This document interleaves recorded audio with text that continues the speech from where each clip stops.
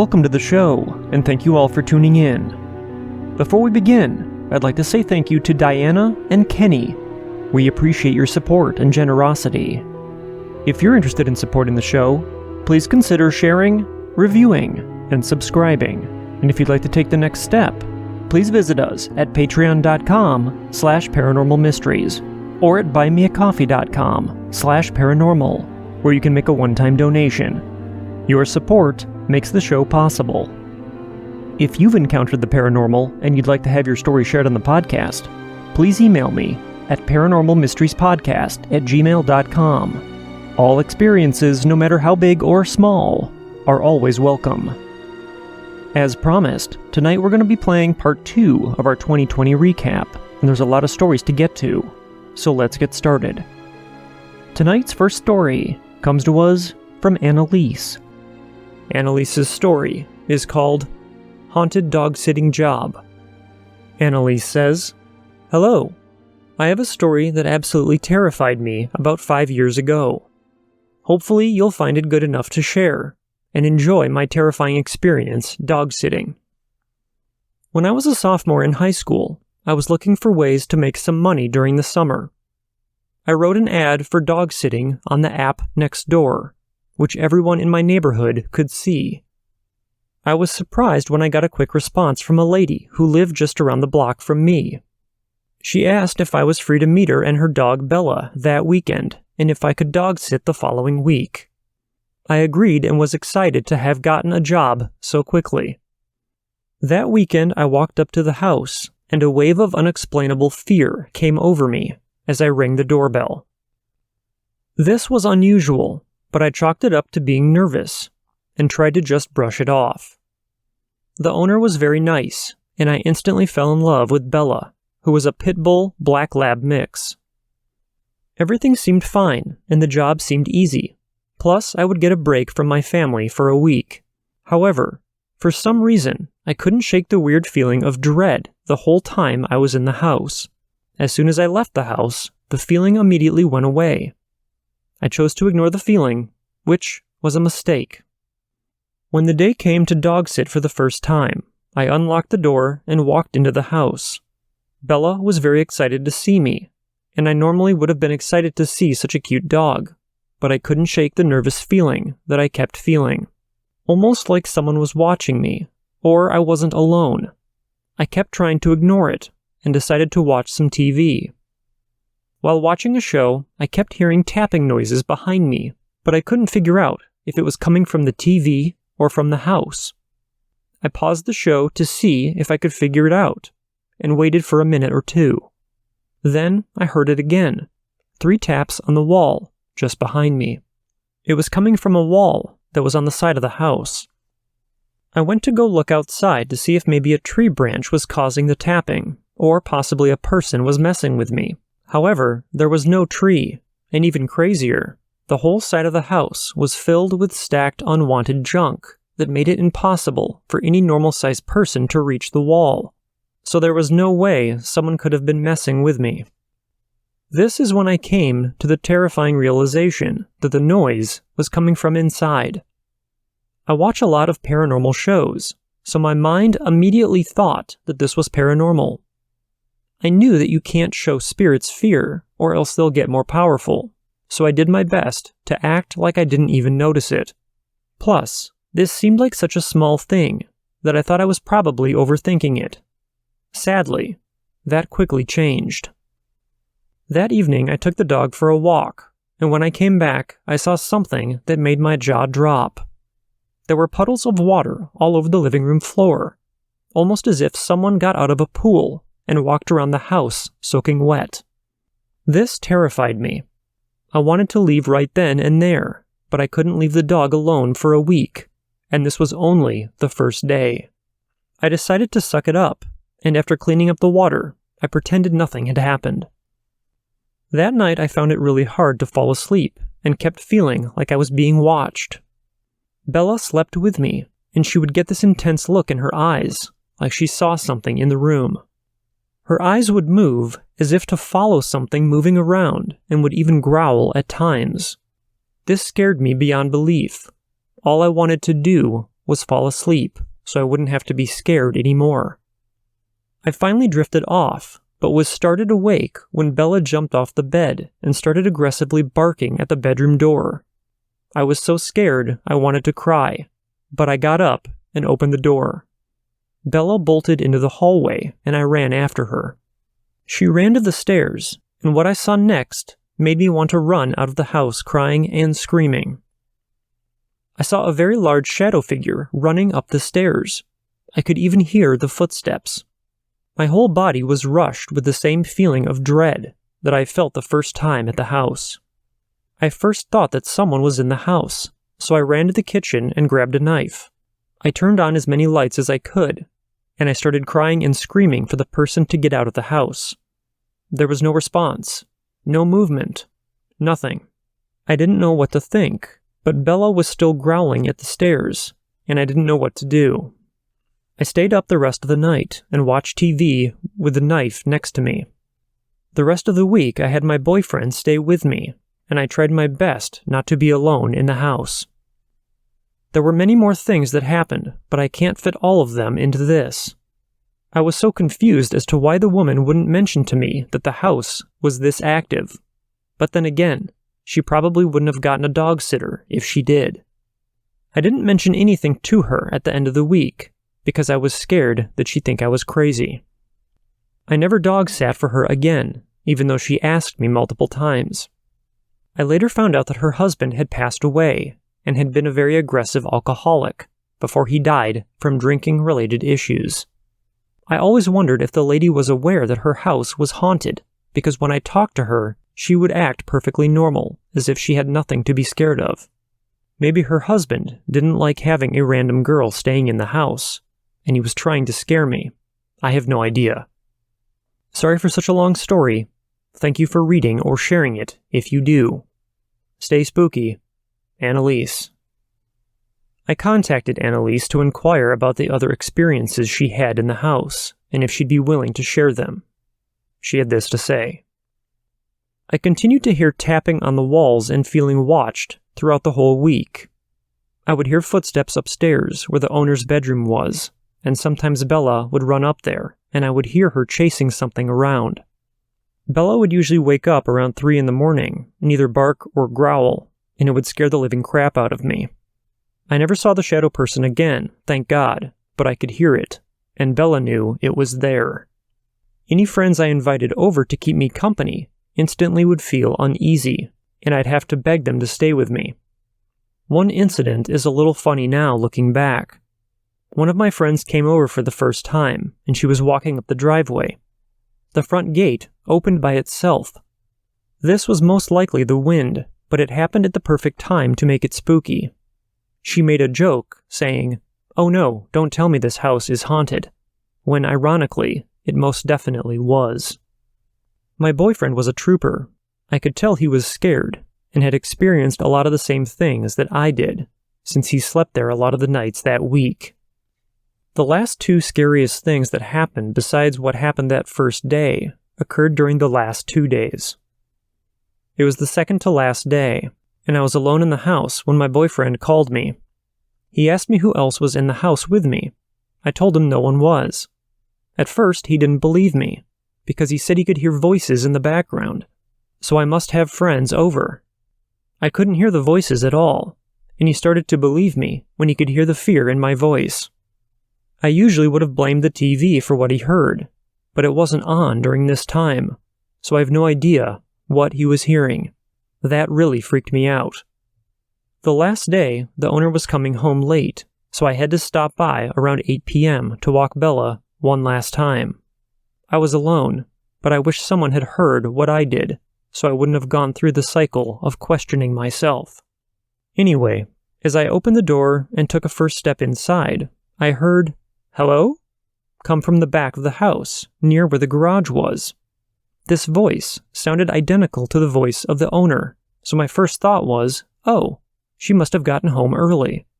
I wasn't even scared at this point because I completely believed the voice was from the owner. But when I said, "Hey, it's just me, Annalise," and got no response, my heart dropped. I walked around the house and found no one. I hadn't heard any voices the whole week, so the fact that this sounded just like the owner made me go in circles contemplating if I heard what I did. I was so freaked out and happy that I could leave after that and never go back. Hope all is well. Sincerely, Annalise. Our next listener story comes to us from Ronnie. Ronnie's story is called UFO Encounters in Scotland. Ronnie says, "Hi, I love your show. I've been binging on it during the lockdown. It has caused me to write down many events from my life and reassess them.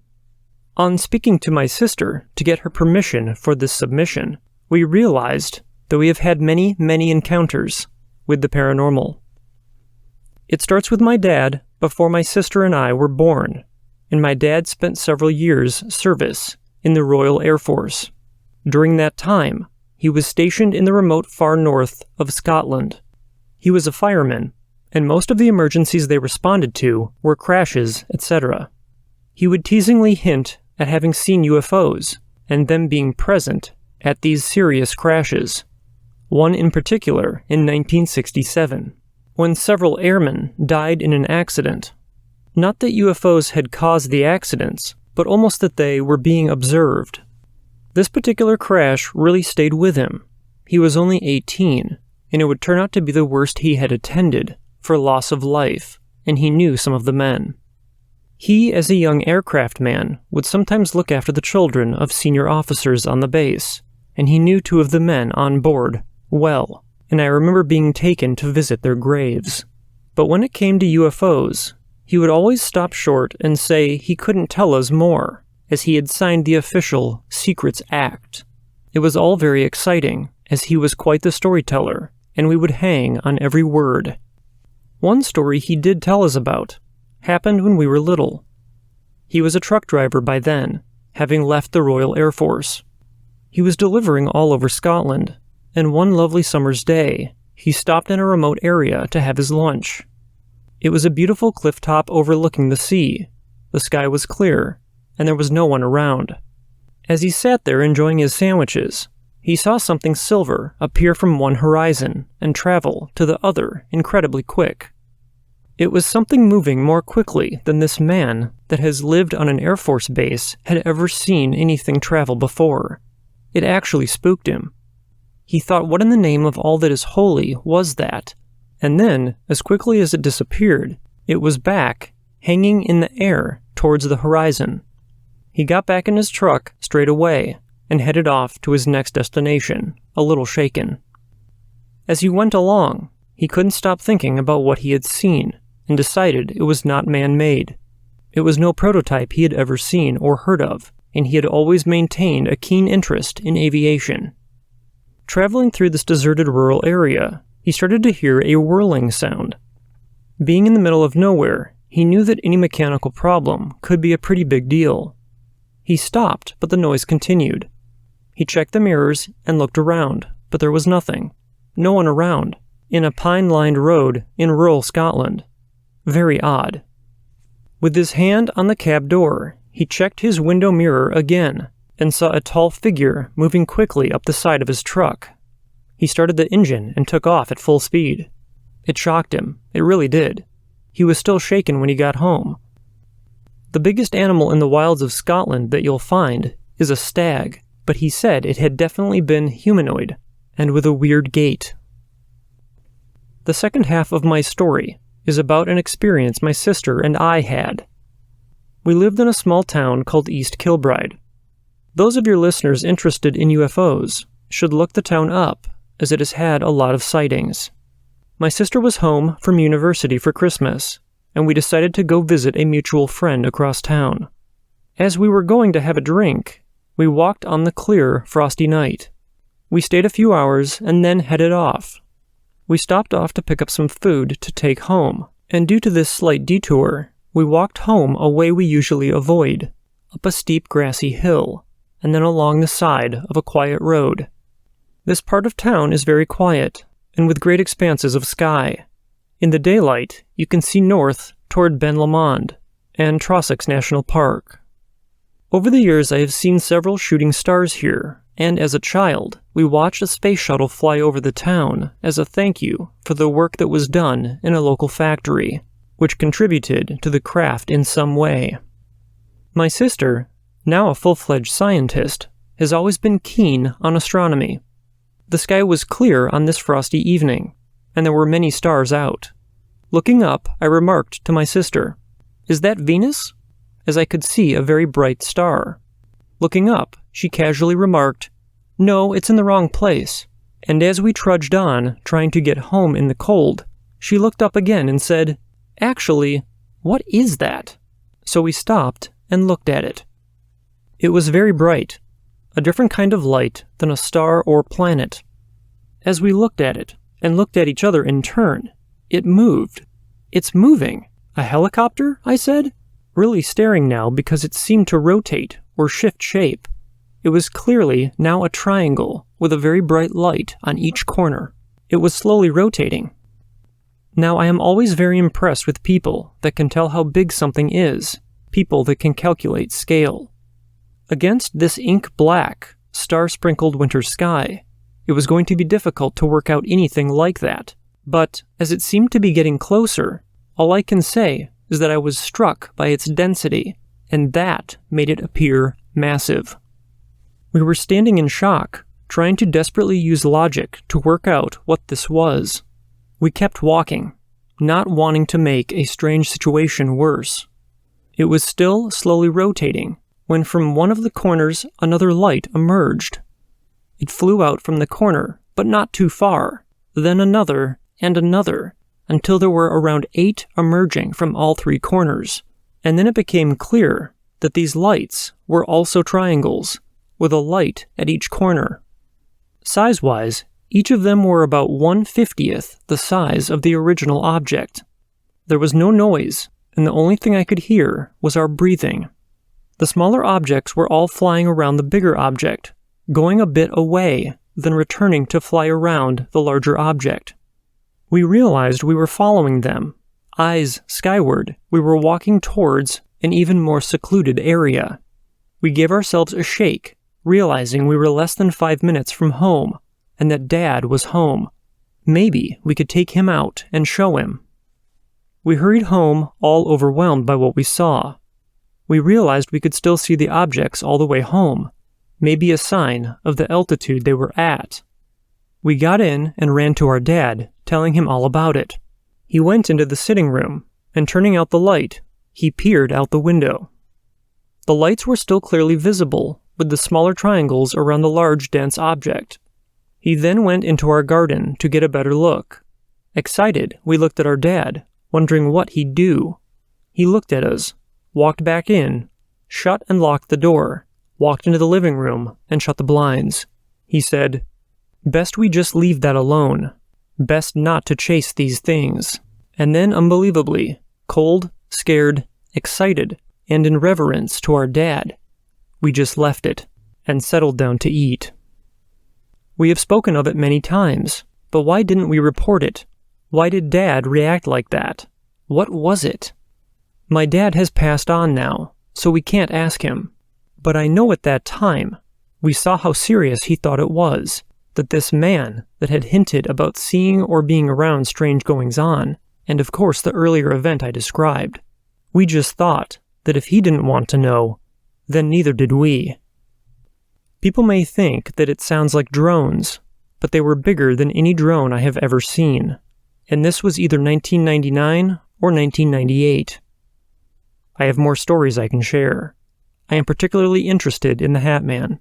I had never heard of him before. However, I have many experiences of him. Thanks, Ronnie. Our next listener story comes to us from Kathy. Kathy's stories are called Red Eyeshine and On Two Legs. Kathy says, "Hi Nick, hope you're doing well. Thank you for reading my shaking mirror story on air. In that story, you might remember that a friend spent the night with me, and we stayed up almost until morning, telling eerie stories. She had some crazy ones. I have 2 of her stories for you. My friend, we'll call her Mary, grew up in the wooded countryside, outside of Albany, Georgia. One summer evening around 8 p.m., she and her friends were sitting outside on the back deck, talking and drinking Cokes.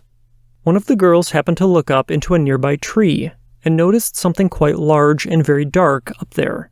It was high in the branches, just sitting there. It was too dark to really see what it was. She told the other girls about it, and they all looked up. That's when it turned its head toward them. Red, glowing eyes looked down on them. It slowly moved to a lower branch. It didn't scramble down like a raccoon or fly like an owl. It just sort of glided silently down. The girls were both scared and frozen. Again, it slowly moved to another lower branch. My friend could not figure out what it was. When light is reflected off an animal's eyes, a color can be seen. That's called eyeshine. Almost every owl has red eyeshine. So do possums and raccoons. Porcupines give off yellow eyeshine, and cats are green. It was too big to be an owl, possum, or raccoon. It moved to another branch.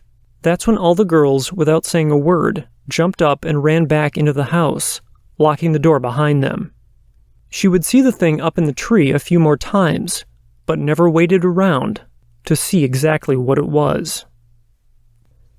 Another story Mary told me was about the night she was staying at her cousin's house. They were around the same age, 12 at the time. They were in bed, talking and giggling, when a silhouette appeared on the curtains covering the sliding glass door, about 12 feet away from them. The figure was backlit from the streetlight, and they could tell it was some sort of dog, a silhouette of a large dog. It walked from right to left, crossing the length of the sliding glass door. The girls became quiet and watched it. When it got to the other side of the door, it stood up on two legs and looked like it was trying to open it. Mary said she was terrified and asked her cousin, in the tiniest of whispers, if the door was locked. Her cousin couldn't remember. The thing stood there for what seemed like hours. Its front paw, now hand, was moving the door handle, attempting to get in. After a few minutes, it gave up, and the girls watched it walk away, on two legs. Thank you, Kathy. Our next listener story comes to us from Amy. Amy's story is called Haunted Horses. Amy says, "Hi Nick, Amy from the UK here. I'm fairly new to your podcast after my brother introduced it to me. I wanted to share a story with you which happened to my auntie and uncle, and I've got their permission to share their story with you. This happened around 30 years ago. My auntie and her husband were living with her mother, my grandmother, in Mortimer, Berkshire, UK, which is yards down the road, and they lived near a memorial ground. One evening, her and her husband went to bed, and she woke up to the sound of her mum having an asthma attack. As she went to sit up to shout out to check if she was okay, she felt like she was pinned down on the bed. As she looked, she saw two men dressed in cavalry outfits pinning her down, and all she could do was move her head. She then looked at the end of the bed to see men in cavalry riding horses through the bedroom. She tried shouting and moving to wake her husband up, but he couldn't hear her. She just had to wait for it all to be over. The following morning she asked her mum if she had an asthma attack during the night, to which her mother replied yes. She then proceeded to tell her what had happened, and she put it down as a dream. The next day, she was with her mother when her husband walked down looking white as a ghost. They asked him if he was okay, to which he replied, "No, I had a scary dream last night. I dreamt I was being pinned to the bed by two cavalrymen, and all these horses were running through our bedroom, and I was trying to shout for you to help, but you couldn't hear me, and I couldn't move to wake you up." My auntie, who was very skeptical, turned to her mother and said, "Stop winding me up, you two. You're not funny." Her husband looked at her confused. Her mother replied, "I haven't seen him to tell him about your dream." My auntie looked at my uncle, who now looked even paler. "Did she tell you I had that dream too?" My uncle shook his head, and then began to get upset. They both had the same experience on 2 separate nights, and neither of them knew about it until my uncle had told her, and still to this day, my uncle refuses to talk about it. A couple nights later, while watching TV in their room with their Ridgeback dog, the dog looked toward their window and started growling. They muted the TV and then could hear someone walking down the gravel drive toward their bungalow. It was very late at night, so they thought it was odd. As their room was right next to the front door, the dog jumped off the bed and ran to the front door, still barking and growling. As they looked outside the window, they could see someone, like a figure of a man, standing outside their window. A little freaked out, they decided to let the dog out of the house in case it was an intruder, but as soon as the dog was out, no one was there. The dog was running up and down the small road that only a handful of houses were on, but no one was there. Even if someone was there, at the speed from seeing the person outside their window to them running outside, you would have clearly seen them walking or running off. My uncle then wondered if it was connected to their experiences a couple days prior. Even asking my uncle and aunt about this story and sending it over to you, my uncle still gets teary and his body gets covered in goosebumps. After some research, the street they lived on was said to have been built on top of a burial ground from the British Civil War that took place in 1642 to 1645. Sorry if this is long, but it's a story that I've always found absolutely fascinating, and I myself have a couple of experiences. Let me know if you'd like me to send them over. Take care, Amy. Our next listener story comes from Ben. Ben's story is called Possible Dogman Sighting and Strange Lights. Ben says, "Hi Nick, I hope you are well. I have always had an interest in these sorts of things. I actually grew up near Seattle, so I have always been fascinated with Bigfoot mythology. Personally, I'm a believer. Anyway, the reason I'm writing to you tonight is because on the night that I first listened to Paranormal Mysteries, I was driving home from work and saw something very strange. I am a security guard working at a construction site where they are building a solar panel installation. The closest area is near around Borrego Springs, Westmoreland, California, literally in the middle of the desert along a lonely highway. On Saturday, June 27th, at approximately 9:30 p.m., I was driving home from my shift. I was in between Westmoreland and Brawley, California, when I saw some kind of hairy dog-type creature. It was crossing the road from left to right. It was all black with long, shaggy hair. It looked more muscular and larger than a regular dog typically looks. The weirdest part is that it was coming into my headlights from the left, and I could swear it was coming down to all four legs from an upright running position. Once it was completely in my headlights, it quickly crossed the road to the right and disappeared into the bushes. I haven't seen it since. Something else that is weird is a week or so before that, I think it was a Monday maybe, I saw some strange lights that were lined up in the sky over that exact spot. I even posted a comment about it on Facebook, asking if anybody else had seen the lights. We do have a military base nearby, the El Centro NAF. It's where the Blue Angels practice when they are not doing shows. The base is in Sealy, I believe. All of these towns are all within 5 to 15 minutes of each other. We are a rural community. Has anybody else from this area provided you with similar reports? I would be very interested to know. Please let me know what you think about this, or if maybe you can find anything out. I would really like your thoughts. Thanks for the great show. I hope to hear from you. Ben. I reached out to Ben and we shared some thoughts regarding his experience. He also mentioned that this sighting took place on Highway 86 as he was heading southbound at the crossroad of Callan Road on the outskirts of Brawley, California. If any of you have seen or experienced something in or around this area, please contact me. Our next listener story comes to us from Melissa. Melissa's story is called The Demon in the Basement. Melissa says, I'm very happy to know there are people who have experienced the paranormal, and after 10 years, I can finally share my story without sounding crazy.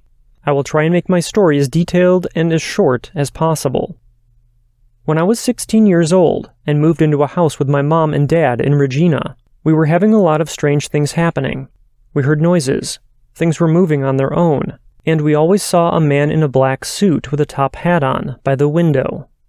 Me and my mom have always been able to see and hear things most others can't. My dad didn't believe in anything supernatural because it was just easier for him that way. After being in the house for a month, things started to get more and more strange. I have always been a person who is scared of the paranormal. Even coming up behind me frightened me. When I was going to sleep at night, I would feel so uneasy that something wasn't right. I would turn around and cover my head with a blanket to sleep. Once I was finally able to get to sleep, I would wake up around 3 o'clock in the morning, every night, in my closet. I don't know how I got there. I don't remember waking up, but this is where I always woke up for almost 2 weeks. I talked to my mom about what was happening, and she believed me because of the things that she could see as well. Finally, we had had enough, and we decided to hire some people to come out to the house and see if we could find something. There were cameras set up all over the house, in every corner you can think of, which were all connected to a computer, and people walking around the house with what looked like tape recorders. From the hours of 10 o'clock until 2:30 in the morning, nothing happened that night. I didn't go to bed at my usual time, and I stayed downstairs with everybody else. I was too scared. We heard noises coming from my bedroom. We heard the closet door open and close. On camera, my blanket was being pulled off of my bed and put into my closet, and I told my mom that every night I wake up in my closet around 3 o'clock in the morning. This was a very scary moment for us. After that night, the people with their cameras and recorders went back to their usual business and told us that they would contact us in the next few weeks to do another viewing, and if anything happened, we were to call them. Things were okay for the next few days, until Thursday night. We kept hearing noises coming from the basement, and this time, it was like a raspy man's voice. We couldn't make out what he was saying, but it didn't sound human. My mom spoke with an elder the next day, and asked what she could use to smudge the house. We weren't of that culture, but we were told it may help. She then brought home some sage and smudging material, and a paper with directions on how to properly use it in our home. Myself, my mom, and my father all sat in the bedroom. She said we had to hold hands, and that we need to believe. If only 2 out of the 3 of us believe, it's not going to work. Me and my mom believed, and we told my dad that he really had to try. Once we said our prayer, we started rolling smoke around the bedrooms, and my mom said a prayer. After the prayer, she made a cross with the ashes above the doorway, and we then moved from the bedroom into the living room, where we held hands and said a prayer and did the same thing. As we got closer to the basement, the air got cool, and the hairs on our arms stood up on their own. We knew something was there, and it knew that we were there. Our house was set up in a way where the bathroom was right beside the basement. We all held hands, and my mom said her prayer, and before she could put a cross above the door, something grabbed my hair, lifted me, and threw me into the bathtub. My head started to bleed, and then everything went black. What I'm going to tell you from this point on is what my mom and dad saw after I got pushed into the tub. I stood up with my eyes rolled back in my head. In a deep, echoing, and screeching voice, I said, "Get out," and then I fell to the floor. My dad picked my heavy unconscious body up and carried me to the car, and after driving for about 10 minutes away from the city, I woke up laying in the back seat. My lungs hurt, everything felt heavy, and my head hurt. I asked my mom what happened. How did I get from the house to the car? And why is my head bleeding? My dad pulled over, and my mom ran to my side of the car and hugged me harder than she's ever in my life. That day, my parents dropped me off at my aunt's house, and they packed up and did a one-day move. They knew that whoever or whatever was there didn't want us to be there. A few months down the road, we went to visit our old friends on that same block, and we asked them if anyone had moved in. They told us that since we moved, there have been 3 families that have moved in, and none of them had lasted more than 2 weeks. After 10 years, the house is still vacant. I still live in the same city, and I drive down that street once in a while. When I do, I get flashbacks of what happened, and the hair on my arms sticks up, and I feel like my airways are heavy. This has by far been the scariest experience of my life. I do believe there is a dark side and a good side. Thank you for listening to my story. Stay safe. Our next listener story comes from Ben. Ben's story is called Time Slip. Ben says, "Hey Nick, I love listening to your show. I'm kind of new to your podcast, so I still haven't heard all of them yet. I wrote in recently, but after further listening to additional episodes, I realized I had an experience around the end of 2019 when I was on my way home from work. At the time, I knew something had happened, but I didn't know that it was an actual thing that has happened to other people, as I had never heard anyone ever talk about a time slip and had no idea what it was. After listening to one of your episodes, however, I realized that I think this is maybe what I experienced. It was in the dead of winter and about 6 p.m. in the evening. I was on my way home, as I had already mentioned. The sun had already set a while before, due to the time of year that it was, so it was black as night with a clear sky. I was driving down a long stretch of highway that had a couple of very distinct intersections with traffic lights, each spaced a couple of miles apart, before getting to the main interstate. I was a little worn out from my shift, but I wasn't sleepy or tired. I was wide awake and alert. I remember very vividly passing the first intersection with a green light. Then 2 miles down the road, I once again passed the exact same intersection, as if I had never gone through it to begin with. I continued down the road to the rest of the intersections like usual without incident. Obviously, I was very confused, and it caused me to feel a little disoriented, but only because I had just been there, 2 miles farther back, and then again, right now. Even though the whole time I was going in a straight line, no curves, no turns, no other cars. At the time I was alone in my car, and nobody was home waiting for me. I wasn't really paying attention to the time. Maybe I would have if I knew about this sort of thing sooner. This is the first and only experience I've ever had with a time slip in my life. Maybe this was more of a déjà vu? I'm not sure. I just know what I saw and what happened. I don't think I was abducted or anything, but at the same time, it just honestly felt like I was in an episode of The Twilight Zone in real life. It was truly surreal. Thanks for letting me get this off my chest. I have never told a single person about this before, and don't plan to do so, for fear of being brushed off and not being taken seriously. Thanks, Ben. Our next listener story comes to us from Zach.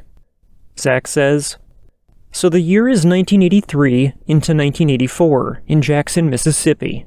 I was a very energetic and inquisitive 14-year-old who loved to have fun and explore creepy and abandoned places. I, like many other 14-year-old boys, had my usual group of buddies who, again, like me, were always looking for something fun and exciting to get into. Many nights, after our parents were asleep, 2 or 3 of us would group up and simply hang out, or ride our bikes around looking for something to do. We would quietly ride our bikes around our neighborhood, telling spooky stories and trying to scare each other, never imagining that I was about to be thrust right into the middle of a paranormal event. Unknown to me during this time, my parents were looking into buying a house in our neighborhood that was really cool looking, but a little creepy to me and my buddies, as we had ridden past the home many times, while out late at night, messing around. Although I knew the home was old and looked empty and mysterious, I have still always loved old things, old people, old houses, and old cars. The home was only about a mile from where my buddies and I lived at the time, so I got the news. Mom and Dad had completed the purchase of the home. A short time later, they took me to see the inside of the home for the first time. As I entered through the front door, I immediately noticed a very musty smell of something very old. The home was in decent shape inside, but needed new paint, wallpaper, and a good carpet cleaning. I could not help but notice that the home did have a rather creepy feel, although I did not give much credit to my feeling, since it was all new to me anyway, and I just assumed I felt that way because of its neglected age. I was very excited because my bedroom was huge, and I had my very own bathroom. The red brick home, with big, round white columns, was built in 1955 by the people my parents had bought it from. We were told by the daughter of the elderly lady who lived there that they had placed her in a nursing home due to her inability to take care of herself, thus prompting the sale of the home. So her daughter removed her from the home, and then immediately placed the home up for sale. The home did not sit empty for long before my mother discovered it was for sale. Although Mom and Dad did not get all the details behind the family who lived there since it was new, everything seemed normal. Besides, My mom fell in love with the home, so nothing would have swayed her from wanting to own it anyway. In the coming weeks, my dad, mom, and I began working inside the home to get it ready to move in. We all participated in painting, wallpapering, and fixing little things that needed repair. As we spent our evenings and nights working inside the home alone, everything went along as normal, no issues. During this time, we all tried to learn everything we could about the home by exploring every aspect of it. One of the creepiest places was right when you enter the front door foyer. There was a set of beautiful stairs leading up to the attic. It was something that looked like it would have been built if the house would have had an actual second story, but the home was only one story. We ascended the stairs to find a single door. We opened the door and viewed the entire north end of the home's unfinished attic. We observed an extremely thick layer of dust, dirt, and grime, and about 5 to 6 pieces of plywood laying loosely about. Although none of us spoke a word, it was obvious that we all felt really creeped out by what we were seeing and feeling. So, back to repairs. As you can imagine, this put quite a damper on my late-night explorations with my buddies. After spending weeks of late nights working to get the home ready, it took a toll on my energy levels. After a couple of weeks, though, we had completed everything that Mom and Dad wanted to do prior to moving in. The day had finally come, moving day. As we started moving in our boxes and furniture, we were all so excited to be in such a beautiful, antique, and big home. As we moved in, unpacked, and started to get settled in, everything was as normal as one could expect. My room was in the northwest corner of the home. Mom and Dad's was the master bedroom at the northeast corner. Leading from the separate living and dining room was a long hallway that led to our bedrooms. None of us were ever much for leaving lights on at night, so typically, most evenings and nights, the only light in the living room was from the TV. Because my dad owned a retail business, he and my mom were always winning awards from corporate for how well he ran his business. Because of this, Mom and Dad spent many evenings at banquets and dinners. This left me alone in this huge home. I never much thought anything of it, as I was busy watching TV and riding my motorcycle, which I was not allowed to do at night. I kept my dirt bike on the back porch. The entire back wall of the living room was solid glass that looked out onto the back porch. When Mom and Dad were gone, I would always head out on my dirt bike, riding for about 1 to 2 hours in the woods around the neighborhood. I started noticing that when I would come home and ride my bike into the gated porch area, looking into the dark living room through the glass, I always felt as I was being watched, and I felt very unnerved. I recall many times the hairs on my neck would stand up. Although I could not validate my creeped out feelings, I just kept dismissing it as being paranoid. After all, these feelings were those of which me and my buddies used to use in attempting to scare each other, and none of that could be true, right? Of course, I also could not mention this to my parents, since I was not supposed to be outside while they were gone away. So, throwing those feelings off and continuing on living life, I was always focused on having fun and not worrying over creepy things that do not exist. One summer night, Mom and Dad left for a banquet that would last 2 to 3 hours. With every light in the house turned off, I settled in on the couch in the living room for an evening of watching TV. Alone in the house with only my 10-week-old puppy laying on my chest while I watched TV, I heard a series of very loud banging of the kitchen cabinet doors, opening and slamming shut. I literally jumped from the couch like I was on fire, and I ran into the kitchen, only to discover nothing. I stood in the doorway of the kitchen, trying to catch my breath and thinking that I was dreaming of hearing things. So after a few minutes of standing there, considering what I thought I had just heard, I returned to the couch with self-confidence in knowing that I had only imagined what I thought I had heard. So now, settled back on the couch with my puppy back on my chest, I made sure to stay awake and continued watching TV as I had done before. I had been watching again for approximately 5 to 10 minutes, when bam! The kitchen cabinet doors began opening and slamming shut for what seemed like hundreds of times a second. This time, I stayed on the couch and peered into the kitchen, waiting to see if I could see anything. After I stayed hidden in the couch for a couple minutes, everything stopped, I was now 1,000,000% convinced at what I had heard. I slowly crept into the dining area and into the kitchen, where I turned on the lights to find nothing out of place. To satisfy my mind, I went over, opened and slammed one of the cabinet doors just to verify the sounds. Yes, just as I had heard, it was the exact same sound. Okay, I'm standing there in the kitchen, scared to death, not knowing what to do or even what to think. After standing there frozen for a few minutes, I slowly left the kitchen and began walking through the house, turning on every light in the house. After this, I returned to the living room, where I sat in a chair facing the kitchen door, so I could keep an eye on things. I sat there not moving 1 inch, and I continued to remain frozen from fear.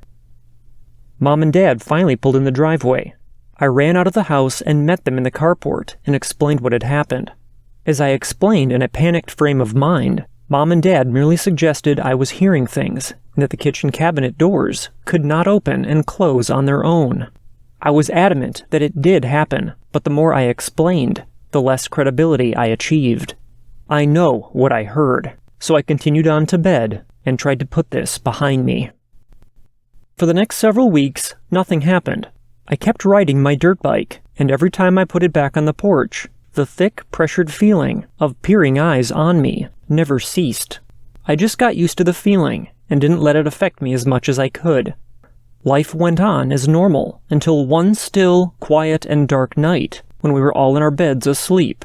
We all awoke to the sound of an eardrum-bursting bam as the entire house shook exactly like that of an earthquake. By the time I jumped to my feet, Mom and Dad were already coming down the hall with a flashlight and immediately questioned me to see if I had heard the same thing they did. I explained to them that yes, it sounded like a tree fell on the house.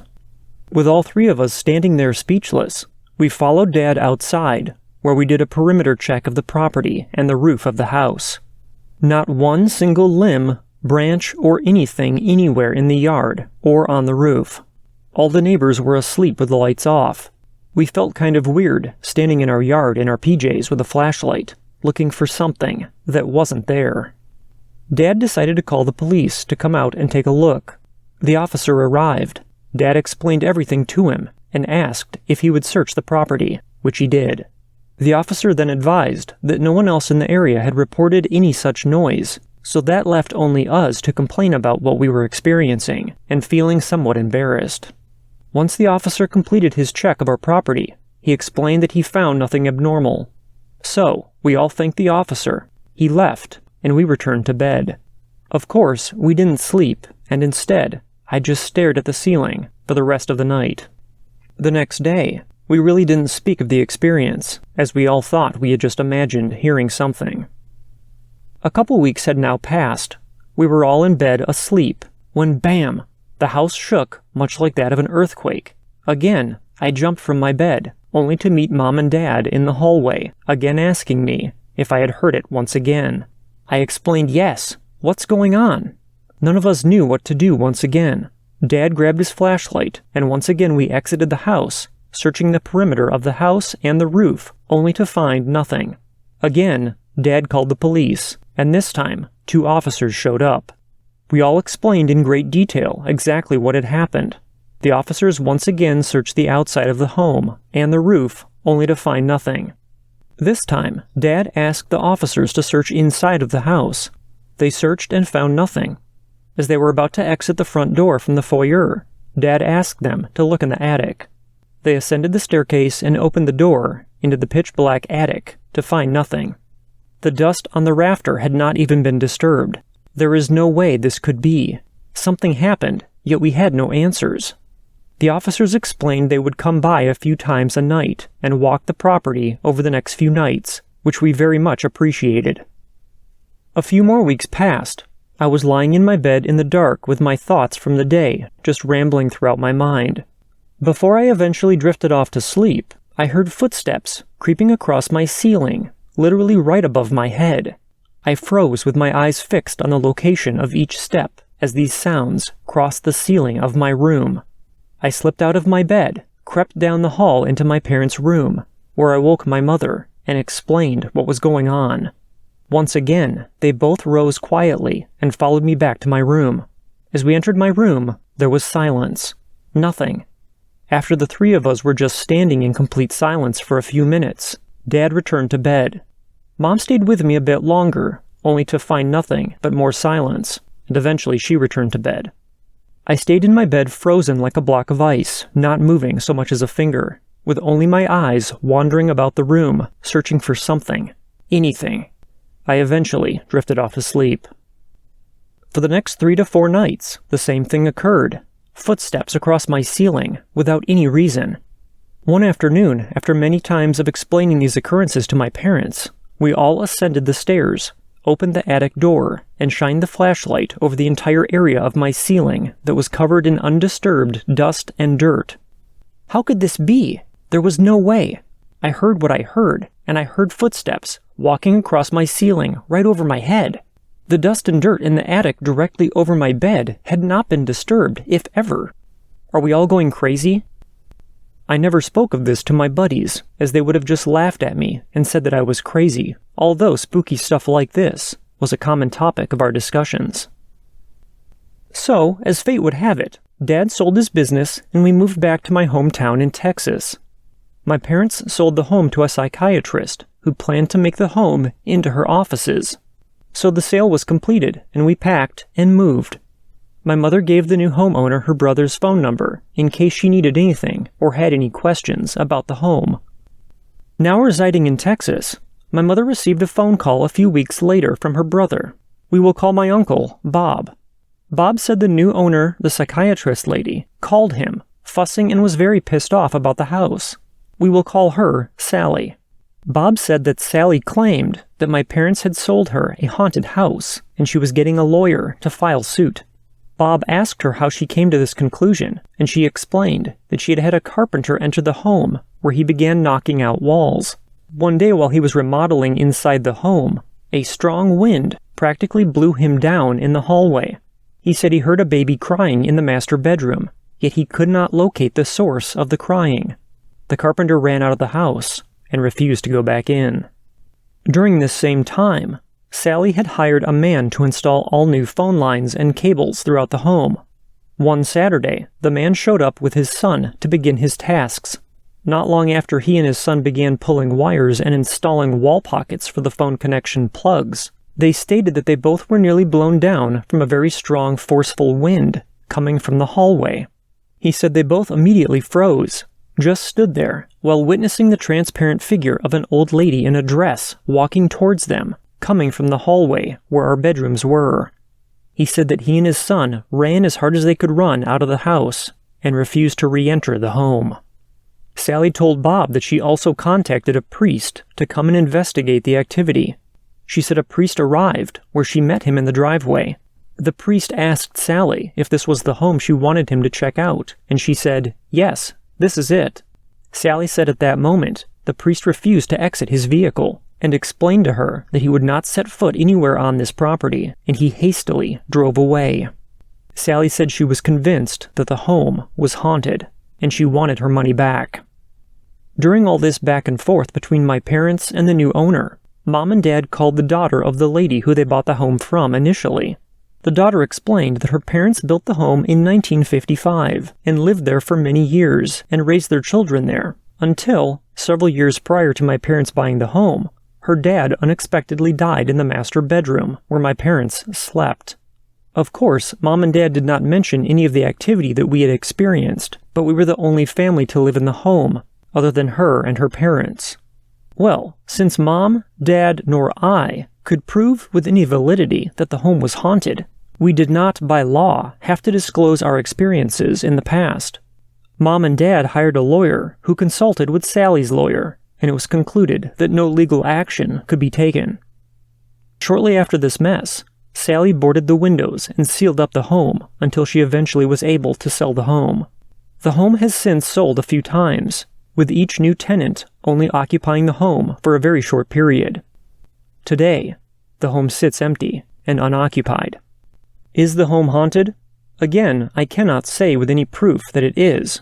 However, I do believe that it is after all that happened during and after the time we lived in the home. I consider this to be just another unsolved paranormal mystery that we will probably never know what truly has and continues to go on in this house. Our next story of the evening comes from Christopher. Christopher's story is called A Haunting on the Coast of Washington. Christopher says, first, some backstory about the location itself. Near the touristy town of Ocean Shores, Washington, my great-aunt and uncle own a small motel 2 miles down the road. They live across the street in a home that has seen many uses over the years. The building is around 100 years old and has been a home, a shop, and even a gas station at one point. Currently, they live there with their 2 dogs and 2 cats. Now, there was this lady who lived here years ago, who was a caretaker for an old woman who had moved out to this area over 100 years ago. Both of these women died in that house. For this account, the woman who was a caretaker is the important one to remember. My great-aunt has always been more sensitive to ghosts and more receptive to visitations and experiences, so naturally, this house has provided many. My aunt believes that the spirit who currently resides in this house is that of the woman who was a caretaker. She is a playful spirit sometimes, especially when she wants someone to know that she is there. Sometimes my aunt will be cooking, listening to music with her Bluetooth speaker, and the song will change or the speaker will turn off completely. My aunt will laugh and say it's because the spirit didn't like the music, and she will simply tell the spirit, "Stop that, I was listening to that song," and the spirit will stop messing with the speaker. She seems to be intrigued by new technology that they bring into the house. Sometimes people staying in the bedroom that was the spirit's room in life will notice their cell phones light up at night, like when you bring up an iPhone to your face or touch it, and I mean light up when there is no notifications or reasons why it should light up. When my aunt and uncle got a new microwave, since they hadn't had one initially when they moved in, they installed it in the kitchen underneath the cupboards and hanging over the stove. That same night, my aunt heard this weird beeping sound that she was unfamiliar with, like someone was pressing buttons or something. It was only her and my uncle in the house, and they were both in bed. The next morning, my uncle went to go heat up something in the microwave and started pressing the buttons. My aunt gasped, realizing that this was the noise she had heard the previous night. One time, they hired an electrician to install some wiring in the house. This man must have been a bit of a psychic himself. For some reason that I'm not aware of, he had to do some work in the attic. When he went to go do his work, he came out a few minutes later and asked my aunt, "Ma'am, is your house haunted?" My aunt looked at him surprised that he would ask that and said, "Well, yes, it is. Why do you ask?" He had apparently opened the hatch to the attic, brought the ladder down, and looked up to see a woman in white staring down at him. He had promptly and calmly gone to find my aunt to, of course, notify her of what he had seen. She was not surprised, telling him that the spirit was simply curious about what he was doing with her house. He ended up finishing his work with no problem, after my aunt told the spirit that he was allowed to be there.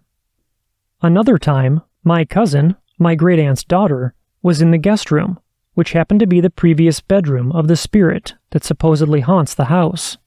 She was getting ready for bed when she noticed that someone was taking a step behind her every time she took a step around the entire room. She screamed and ran out to my aunt, telling her, "She's bothering me, Mom," and my aunt simply told her to tell the spirit to stop bothering her. She did so, and that was that. Now, more recently, I was spending the night at my aunt's place with my girlfriend and our dog. Of course, we stayed in the guest room, the spirit's former bedroom. I was a bit nervous, knowing what goes on at the house, but I knew that the spirit would do nothing to hurt us. It was the first night we were there, and it was bedtime. My girlfriend had gone into the room about an hour before I had, with our dog in tow. I stayed up a bit later to watch a movie with my aunt. I had been dreading going to bed in that room, merely because I get terrified pretty easily by the paranormal. Around midnight, I finally went to bed. I came into the room, and she had fallen asleep with the lamp on. I found this odd, but thought nothing of it really. I turned the lamp off and got into bed, a little freaked out by how dark the room was, and there was no street lamps outside, and no other lights at all. We were pretty much in the middle of nowhere. I did not sleep well that night. All night long, I heard various noises that would keep me up and had several odd and nightmarish dreams. I heard footsteps in the room, knocking on the wall behind the bed, and other weird noises. I was not the only one. My dog heard the footsteps too, standing up every once in a while to see who was walking around in our room. There was no one there every time that I got up the courage to check. Some noises I could explain, like the door to the bathroom opening when my aunt or my uncle would get up in the middle of the night, but there were many I had no explanation for, especially the footsteps. Sometimes it was like pacing back and forth in both the room and in the hallway outside the room.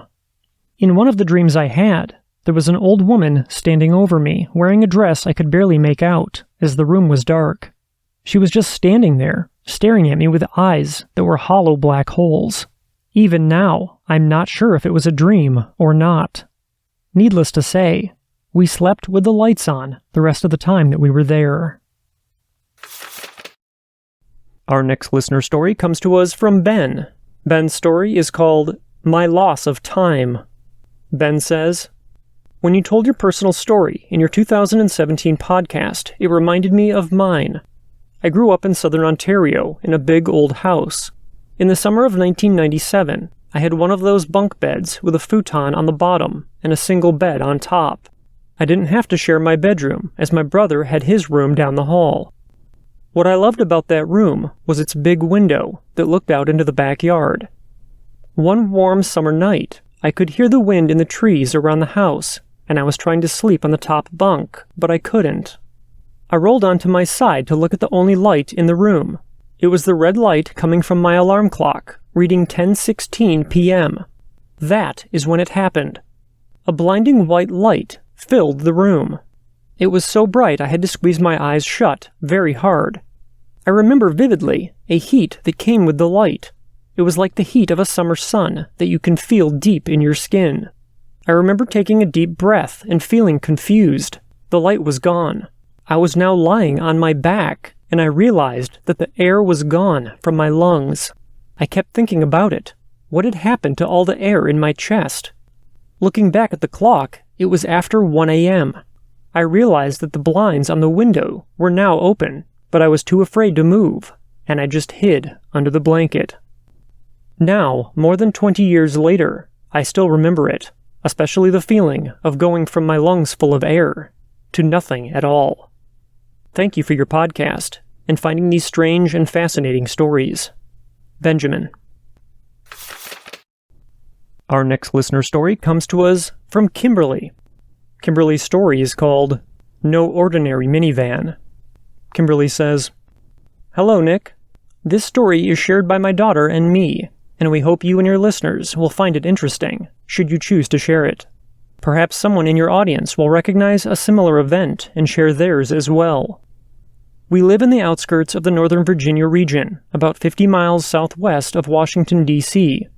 Our location is not quite rural, but we are only about 20 minutes from the Blue Ridge Mountains and the Appalachian Trail. Our home is located in a small town, steeped in Civil War history. A few years ago, our family acquired a minivan through a large, reputable used car vendor. It was a common, ordinary model, manufactured by a well-known American auto company, and we bought it when it was only 2 or 3 years old. We were told that it came from a fleet of well-maintained rentals.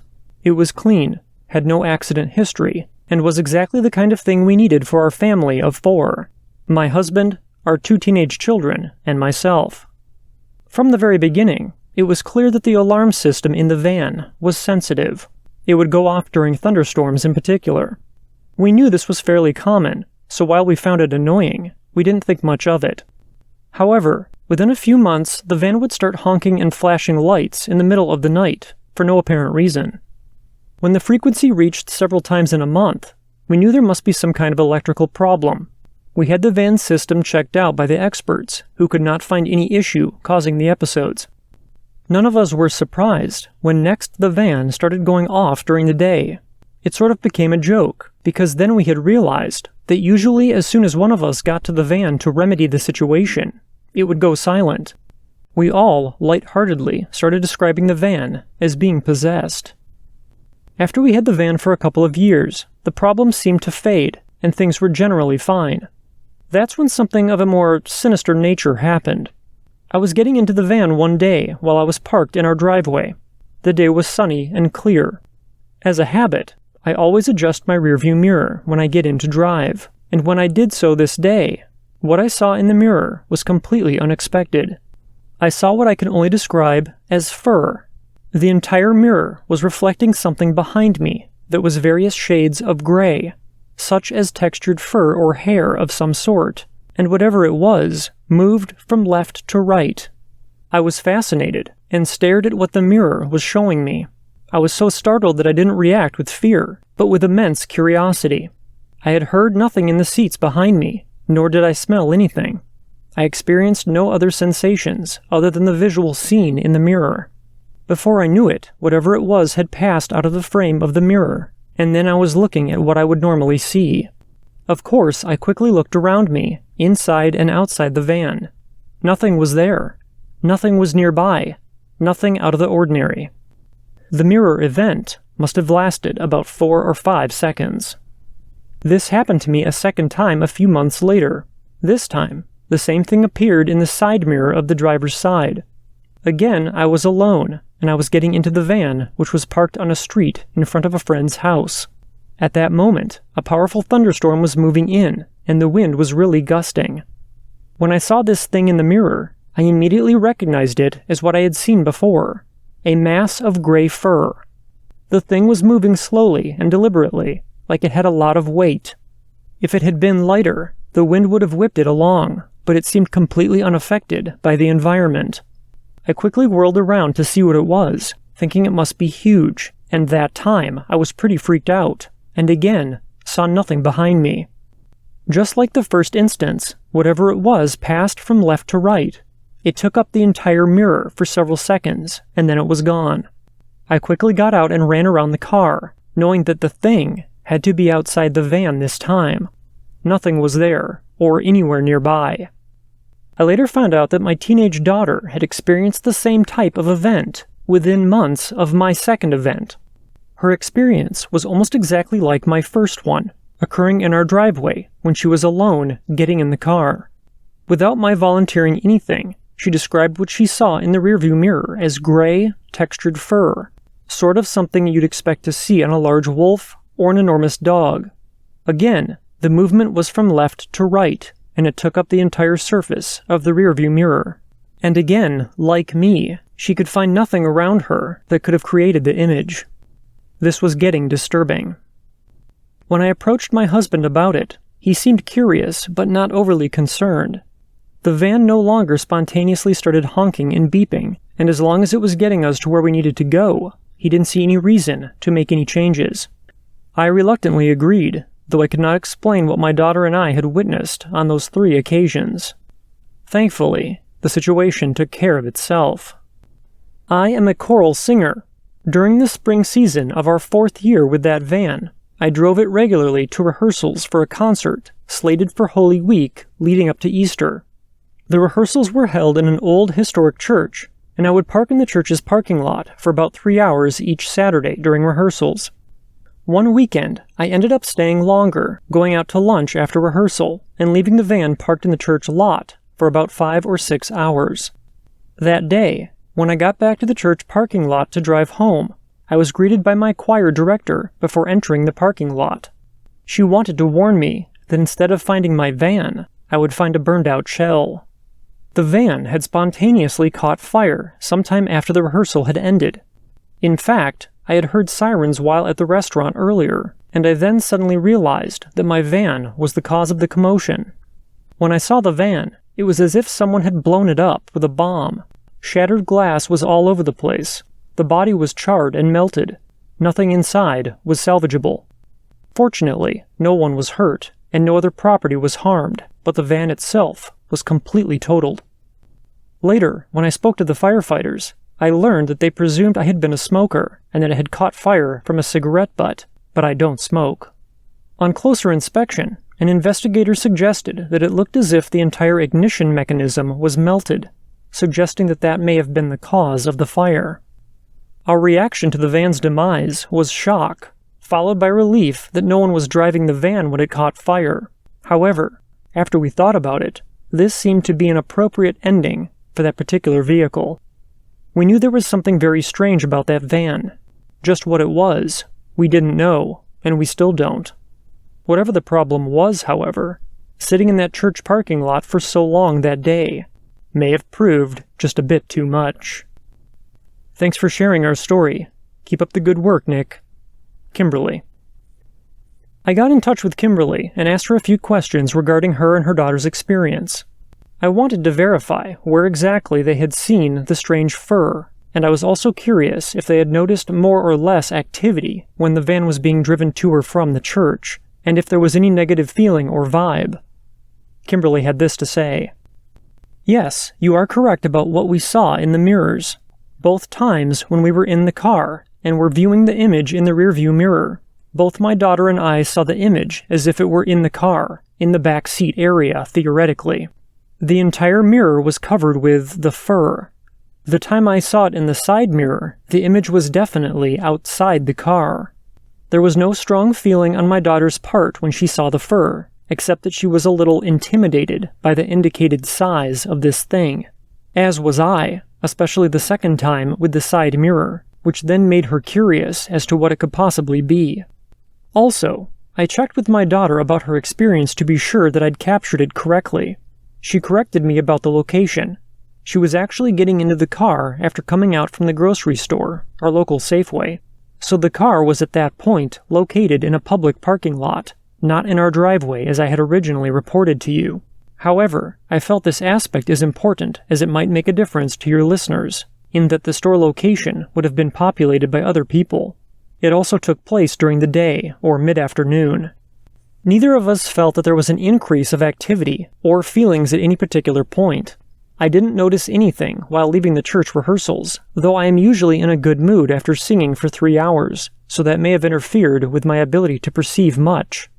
When I was en route to rehearsals, the music I sang with was the rehearsal CD of classical sacred music, usually several selections we were learning. On the way home, I generally tuned into pop radio and sang along with the songs I enjoyed, or with my own CDs. I was always singing in that van. Just for the record, I am a classically trained singer, and am often recruited and paid to sing for weddings, funerals, and other events, along with teaching music in public and private schools. Please let me know if you have any additional questions. Stay healthy and safe. Kimberly. Our next listener story comes to us from Eric. Eric's story is called Hellhounds. Eric says, Hey Nick, I recently started listening to your podcast. Great product. Thanks for a place where we can all share our experiences. My experience started years ago. I really can't remember what year. I just remember I was in my early teens. It was summertime, and it was time for our family reunion. We had it at a place here in Fresno called Kearney Park, which is said to be haunted. I can tell you that it is, but not by ghosts. Anyway, we were there at the park most of the day laughing, joking, all the typical family reunion stuff, nothing special. As the day came to an end, people began packing up to leave. Right around this time, the sun was setting, and if you grew up hearing the stories or knew of Kearney Park, then you knew to leave before the sun had fully set. My mom and stepdad had finished packing up our car, and as I'm the oldest, it was my job to round up my brothers and the family dog, Blue, who was a mix of a Chow Lab, so small was not a word to describe our dog. I called out for him, and I heard him running towards me, and he passed me by and kept running until he reached the car. I wanted to see what had scared him that he ran as fast as he did, and then I saw it. Whatever it was dark, darker than a shadow. It was too far for me to clearly see, but I can say that it was at least 8 feet long and 6 feet tall, and eyes red as embers. As I locked eyes, I heard a low, unearthly growl. I then ran towards the awaiting car. As I was running, I could hear footsteps, not as if it was running, but just walking. I finally made it to the car, panting and scared half to death, wanting to get out of the park as quick as possible. I had only found out what it was in the park years later, when I had finally confessed to my mom that I had seen something that night, She had told me that there are hellhounds that are said to live in the park. I know the legend says that those who have seen a hellhound will be followed by death. I for one don't believe that's the case, but I do believe that it haunts me. Every so often, I feel its presence, and I've been on long drives where I've seen the red glowing eyes.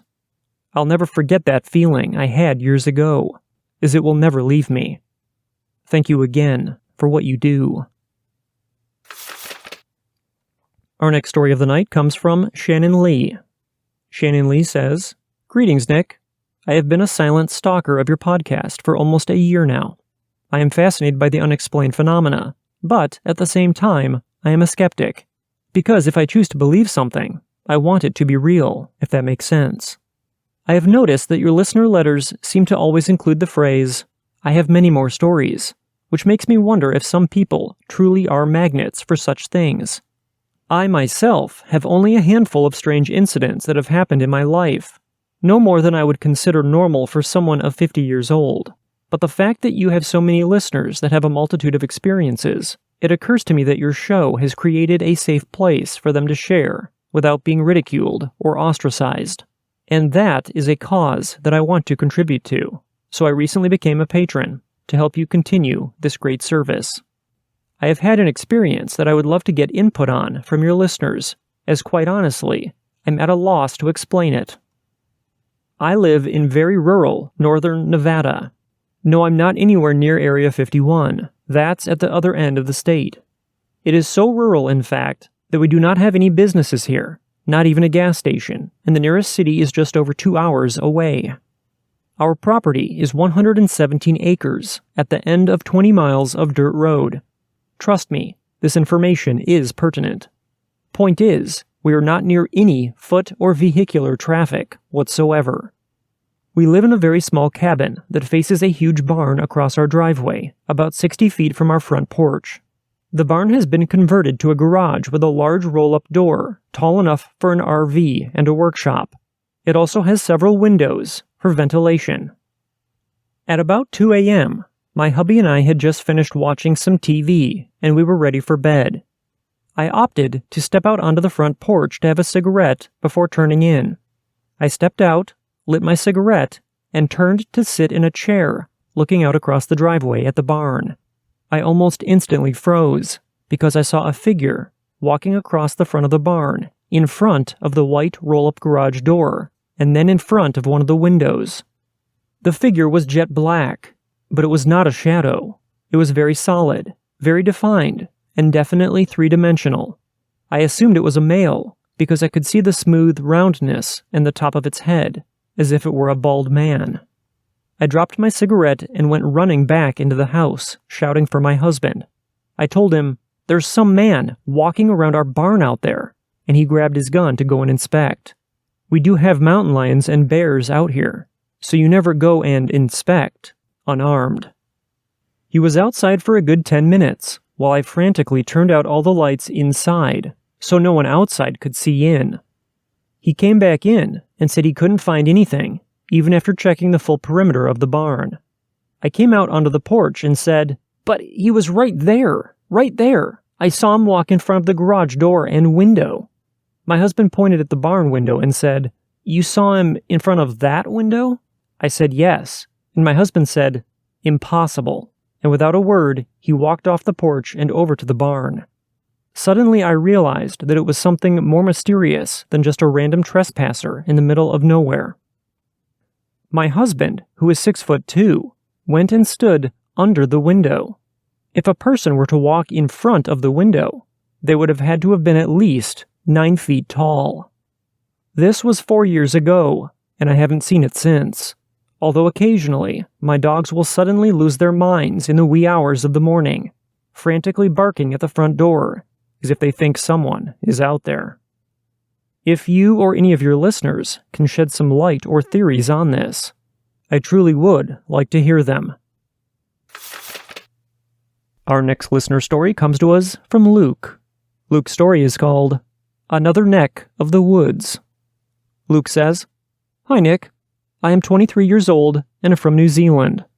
I happened to search for a paranormal podcast via Spotify, Since I drive a self-loading logging truck for a living, I have plenty of hours to myself, and well, a little company is sometimes nice. Listening to others share their stories prompted me to share mine.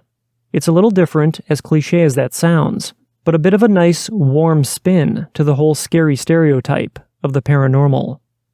I've been aware and intrigued by the paranormal since I was a little kid. Going back 13 years now, I went to an old boarding school that was 110 plus years old, which is where I first stumbled across the first sighting of what I knew back then as unexplainable. However, the story I'm going to share is one much more recent, and one that continues on to this day, even as I'm writing this. I drive a self-loading logging lorry, which means I am alone at whichever time of the night or morning loading my truck with logs, most of the time very deep in the forests of the North Island. Forestry in New Zealand is very large and a big part of our culture, going back even to the indigenous days. One evening around 10:30 or 11:30 p.m., I was on a logging skid out in the ranges of a place which will remain confidential, as I will be known around this area. This place has a lot of history, from our fallen logging brothers to tragic deaths and other people known to have passed in the area. The very first time I became aware of a presence, I had an overwhelming feeling of eyes on me. Not a scary feeling, but almost a nice presence, knowing that I wasn't alone.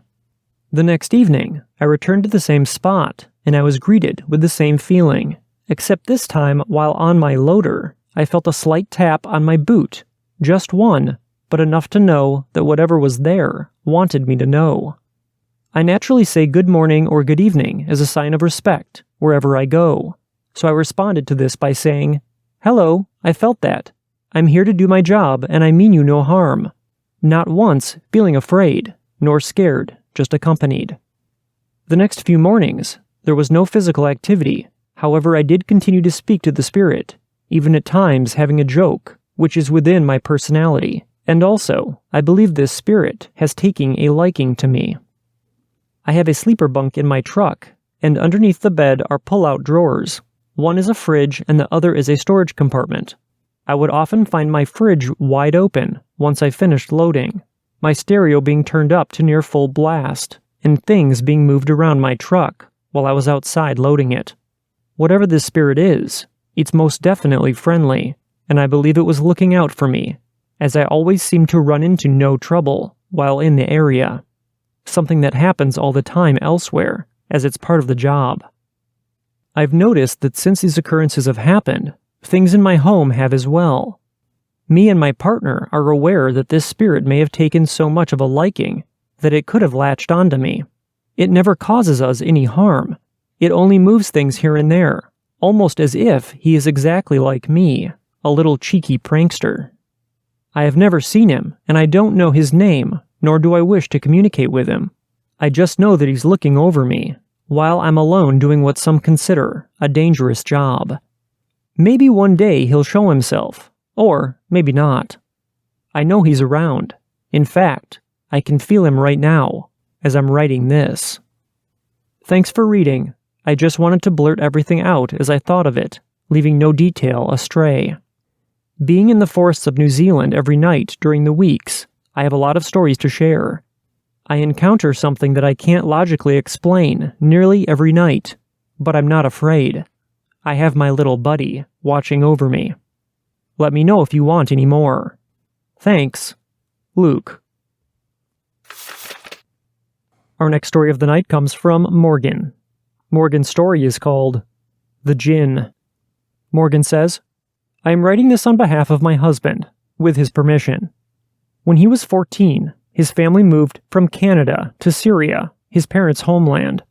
They had just arrived back home to Syria. They had been there a week, staying with his friends down the road from their house, as they were waiting for some renovations to be completed before they could move in. Late one summer evening, my husband's mom had asked him to please go check on the house renovations and make sure everything was okay.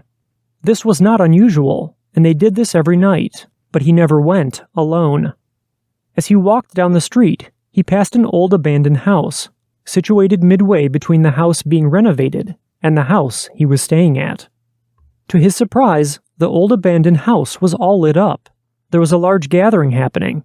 Every light in the house was on. Music, people talking, dancing, etc. My husband thought that a new family must have moved in that day and were celebrating. Just as he was passing, a beautiful lady was leaning out of the door, calling to my husband, "Come in, please come, have some tea." Being in the Middle East, this is not uncommon, and it's considered disrespectful or rude if you do not accept. My husband nodded and told her that he just had to check on his house down the road and would stop in on his way back. My husband checked his house, made sure the doors were locked, and started to make his way back towards the party. When he arrived, it was dark and vacant again. He was so scared and unsure of what had just happened that he ran back to the house where he and his family were staying and rushed to tell his mother. His mother was so panicked. She knew it was the jinn. These are spirits or supernatural beings known in the area for being tricksters and sometimes demonic, luring young men. His mother was so worried that the spirit now had her eyes set on her son that she made him sleep in the jama or mosque for almost a week. A few months later, he and his family returned to Canada, and he never saw the spirit lady again. Our next listener story comes to us from Darina. Darina's story is called UFO Close Encounter. Darina says, I have been binging the entire podcast at work and plucked up the courage to share my own UFO experience. I had never been an avid believer in UFOs or ETs. I like the paranormal as a casual observer, but I don't necessarily consider every story that I've heard to be true.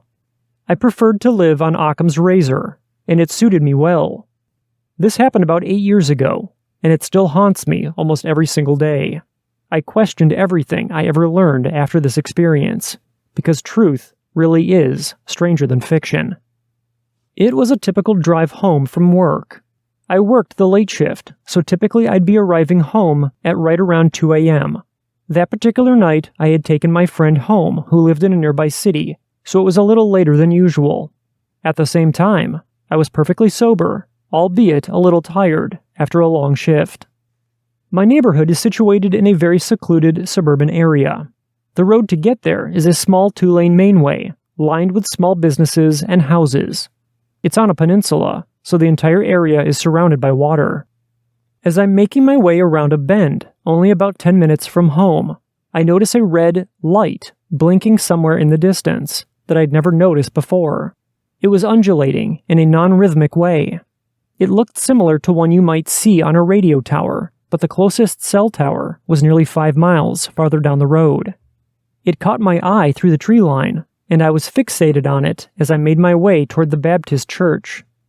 Just as I passed the entrance to the parking lot, my jaw dropped, and I realized I wasn't looking at a blinking light. A whole airship was idly floating above the steeple of the church, about 100 yards in front of me. My brain staggered to a halt as I tried to process what I was looking at. I began yelling aloud, "What the hell is that? What the actual hell?" I was so shaken by what I was looking at, I slowed my car to a stop in the middle of the road.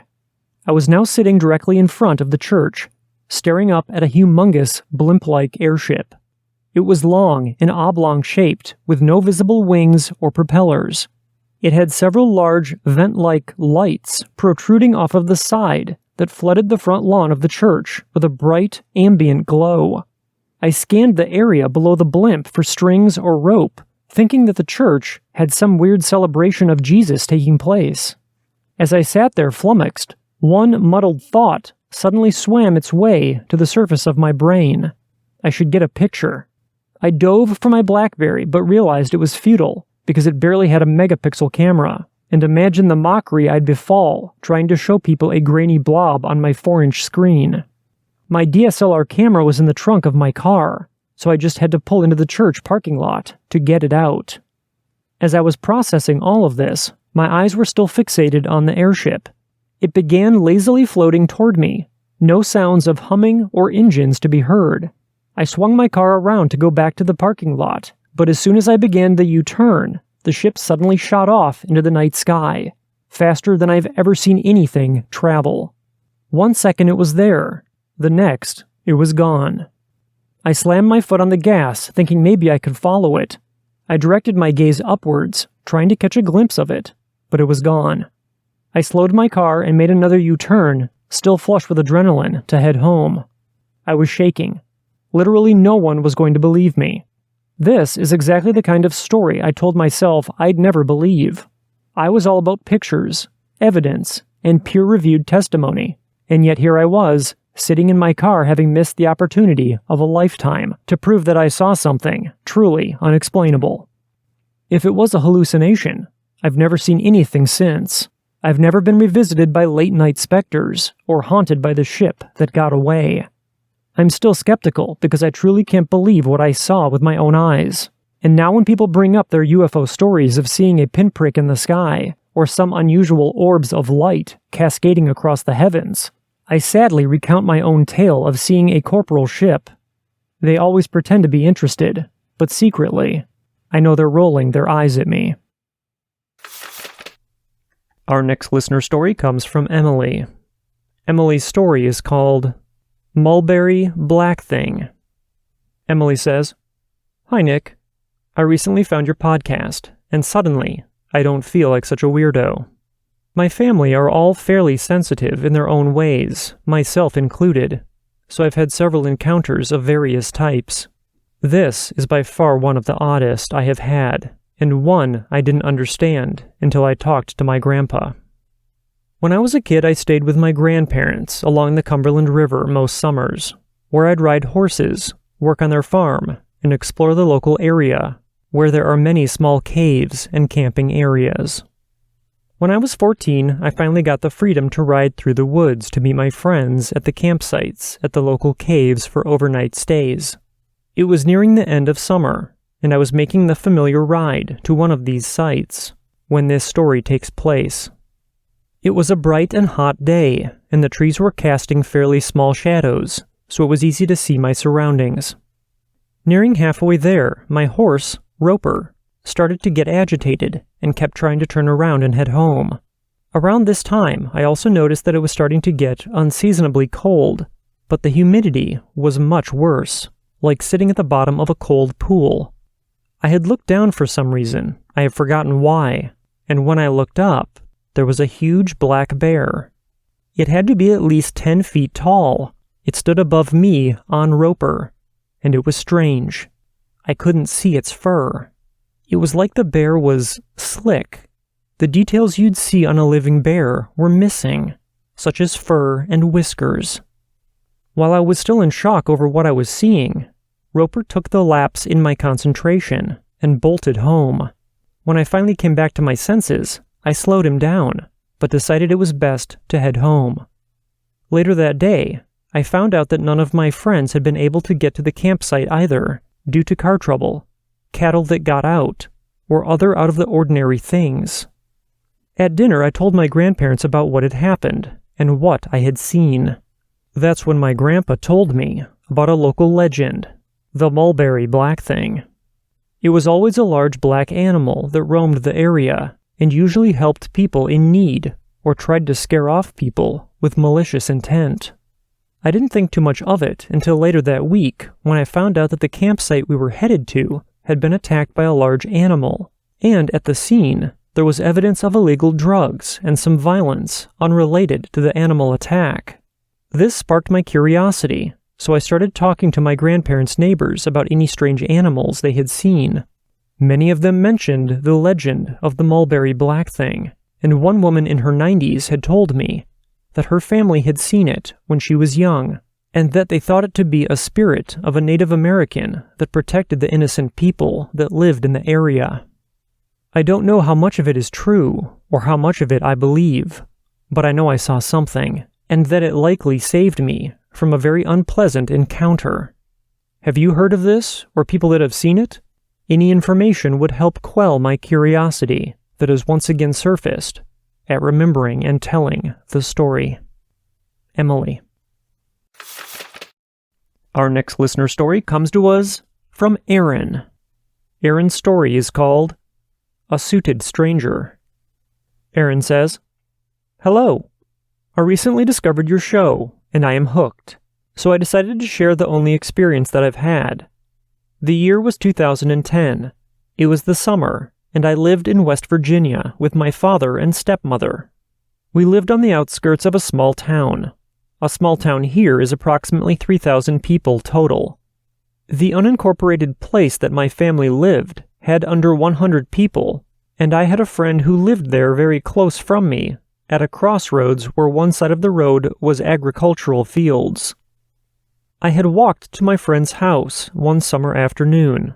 Her house was about 100 to 200 yards from this intersection, and up a slight incline, so you could see the main road and crossroad from her living room window. To my unfortunate discovery, no one was home.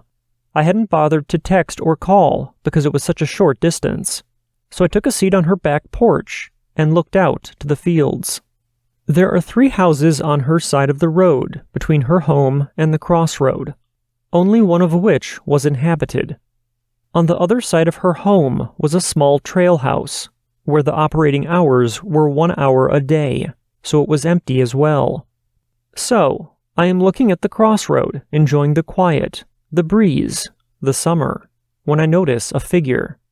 A really tall figure. A man. That's odd, I thought. What's even odder is this person or man seemed to be dressed in a suit, with a matching hat. That's weird for this area, I thought again.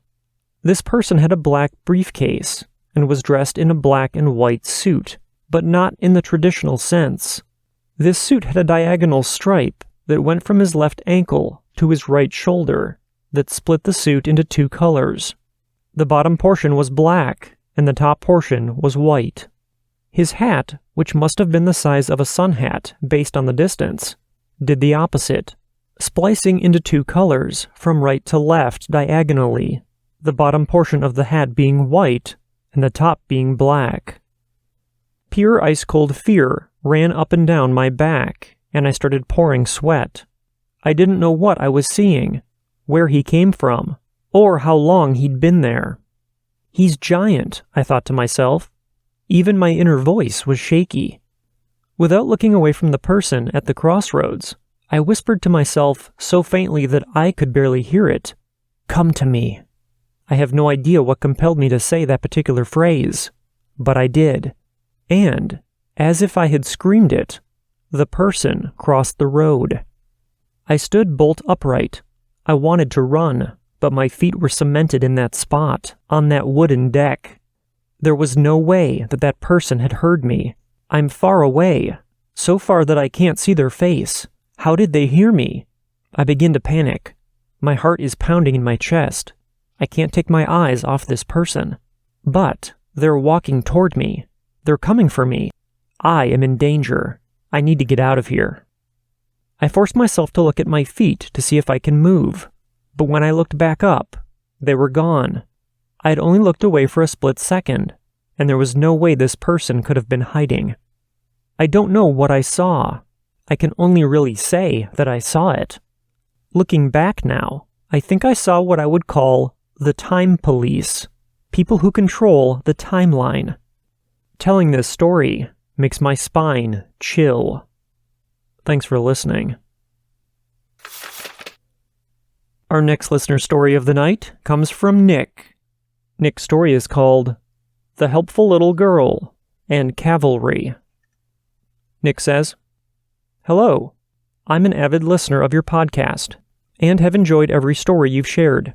One story in particular reminded me of an experience I had had, and after much deliberation, I have decided to share it with you. I must preface this by saying that I really don't like sharing this story, as I have been ridiculed for it, but every word I'm about to tell you is exactly what happened on the night of July 12th, 2011. When I listened to the encounter that one of your listeners had with the skipping girl in the forest, I was reminded of this night. In the summer of 2011, I worked as a camp counselor for a Boy Scout camp in Colorado.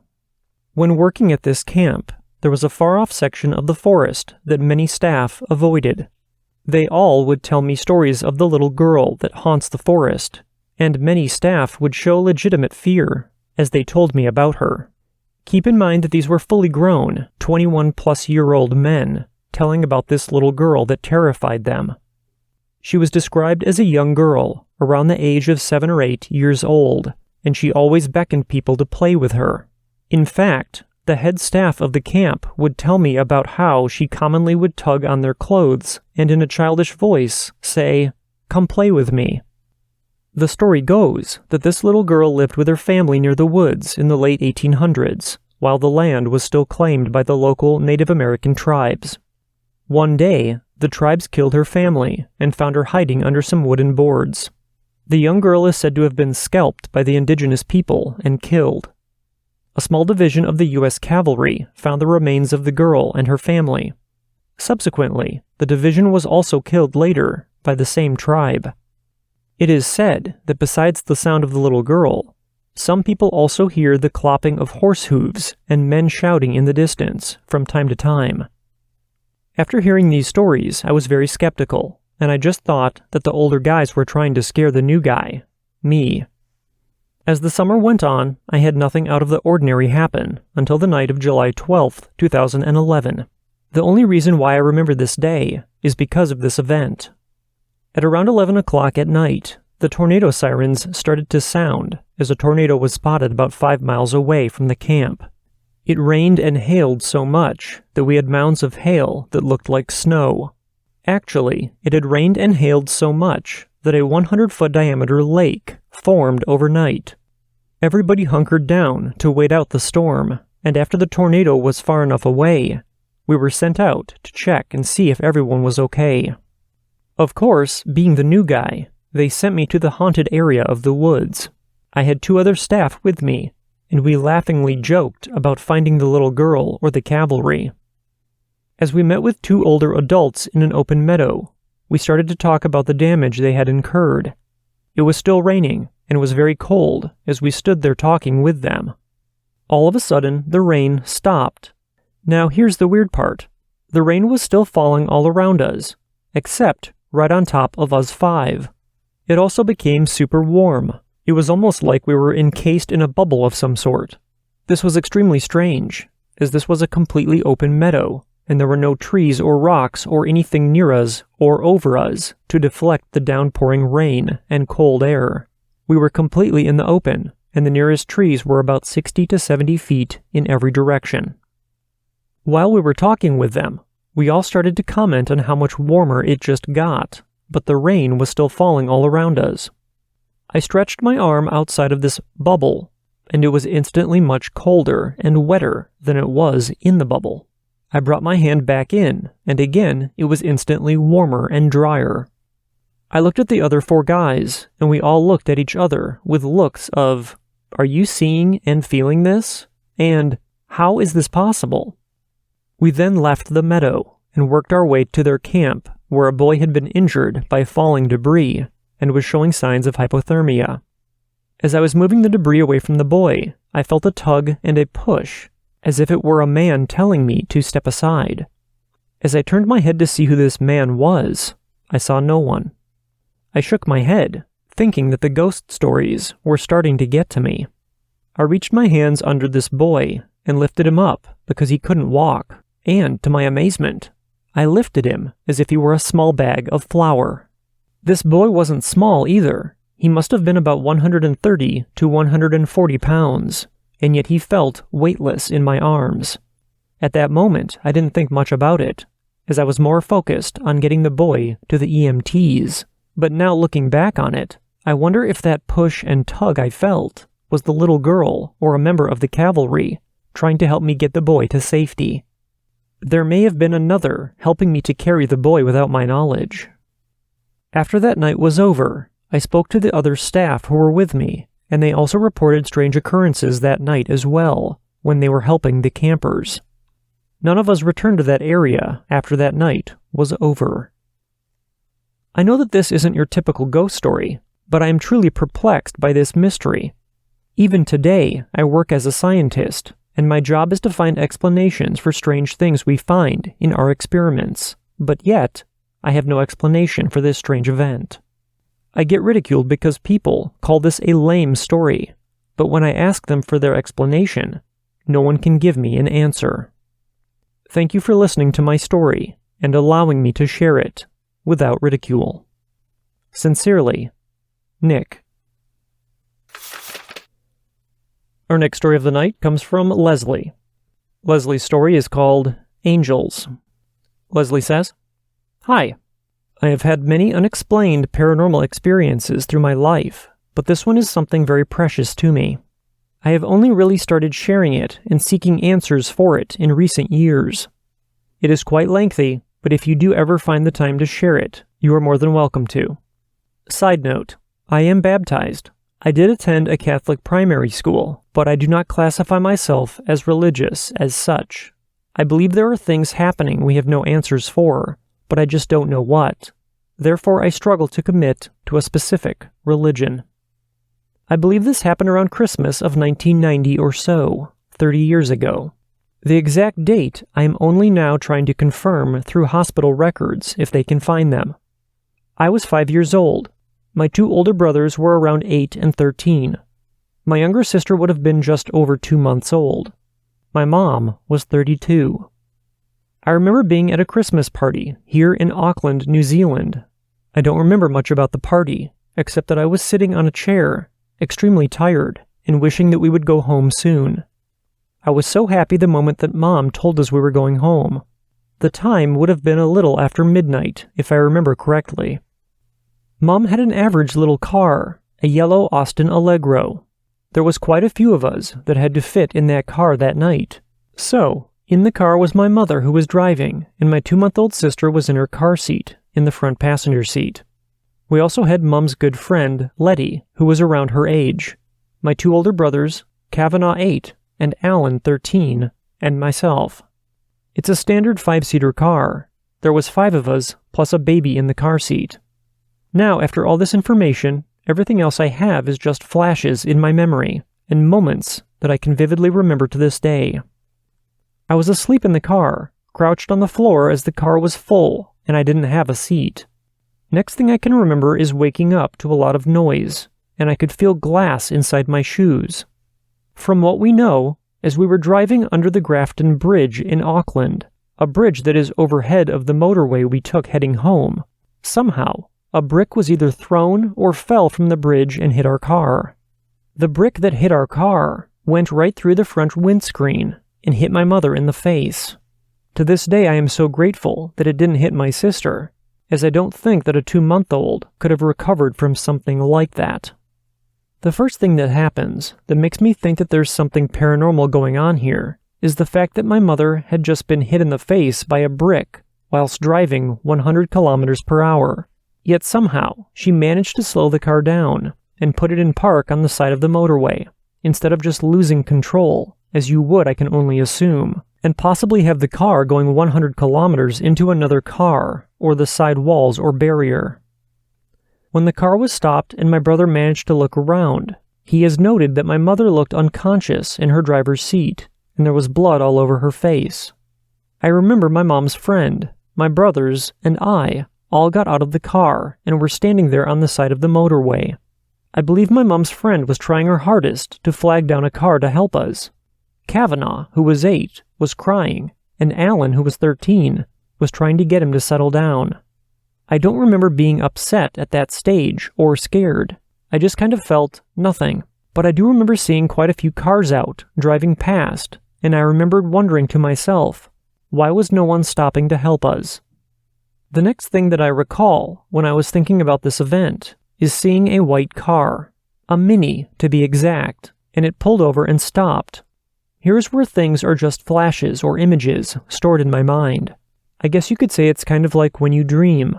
You can't really recall every moment, but you have those certain parts that are clear as anything when you first wake up.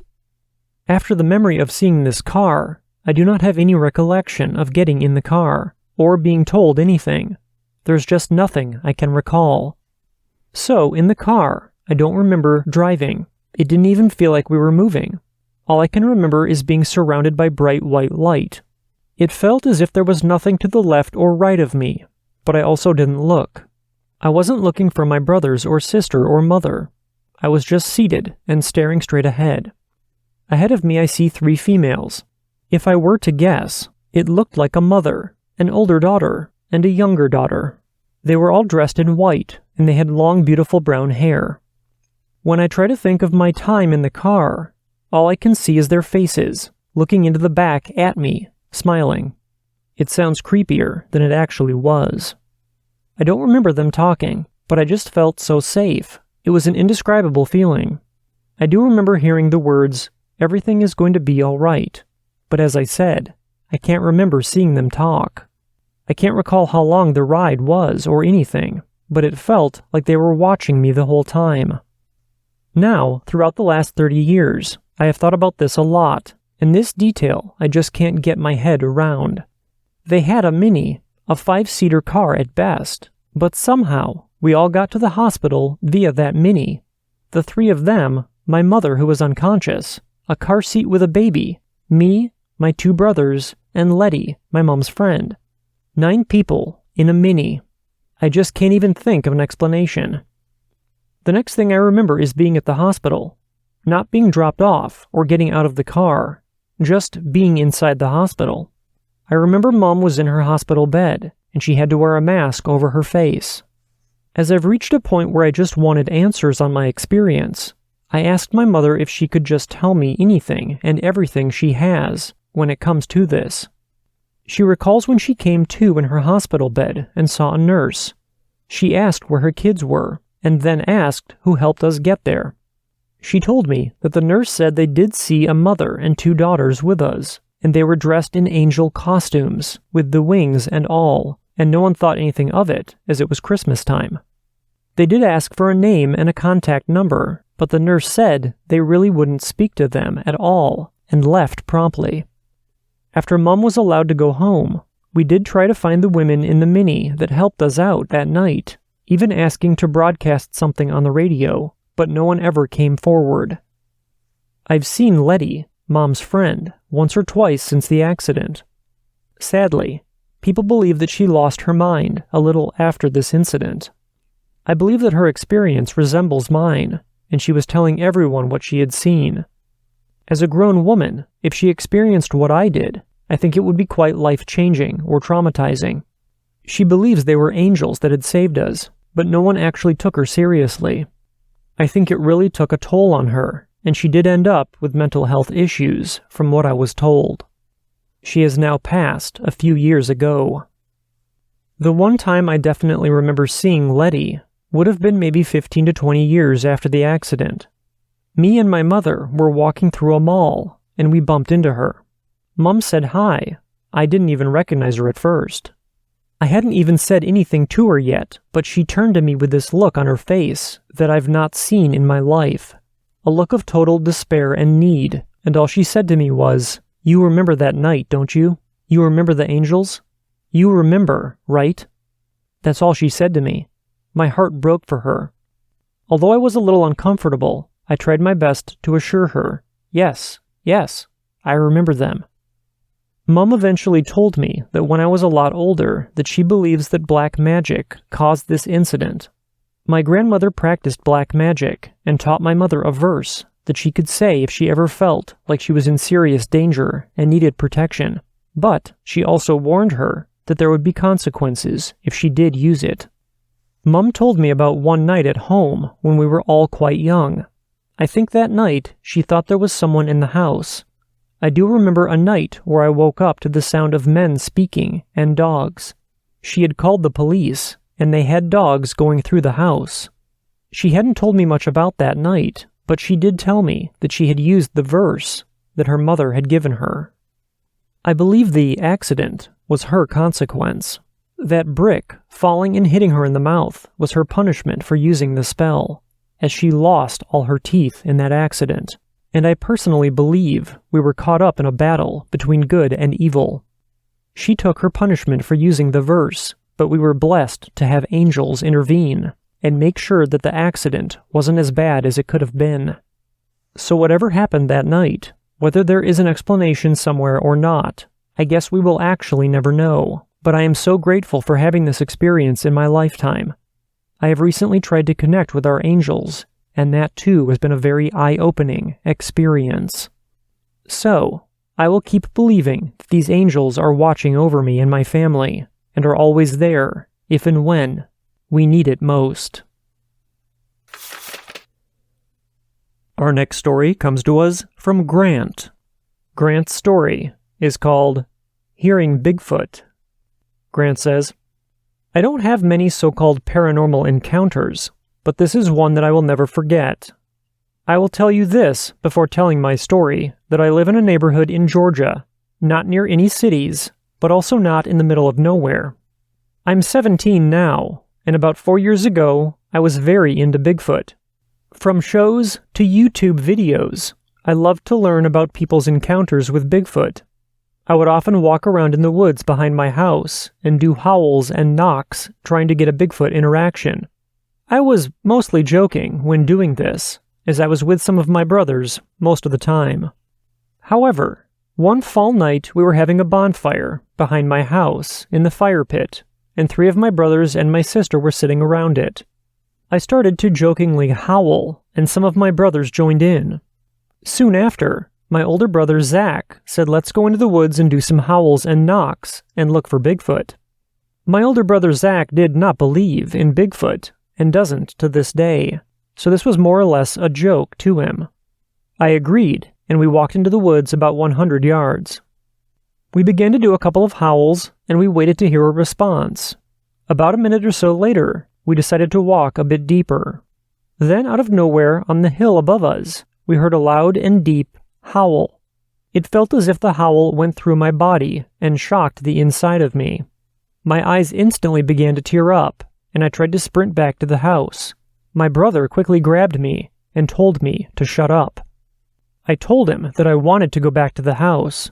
He agreed, after waiting another minute for more sounds, and we ran back to the house, where the rest of my brothers and sister were still at the fire. They saw that we were shaken up, and I was crying, and asked what had happened, and we told them.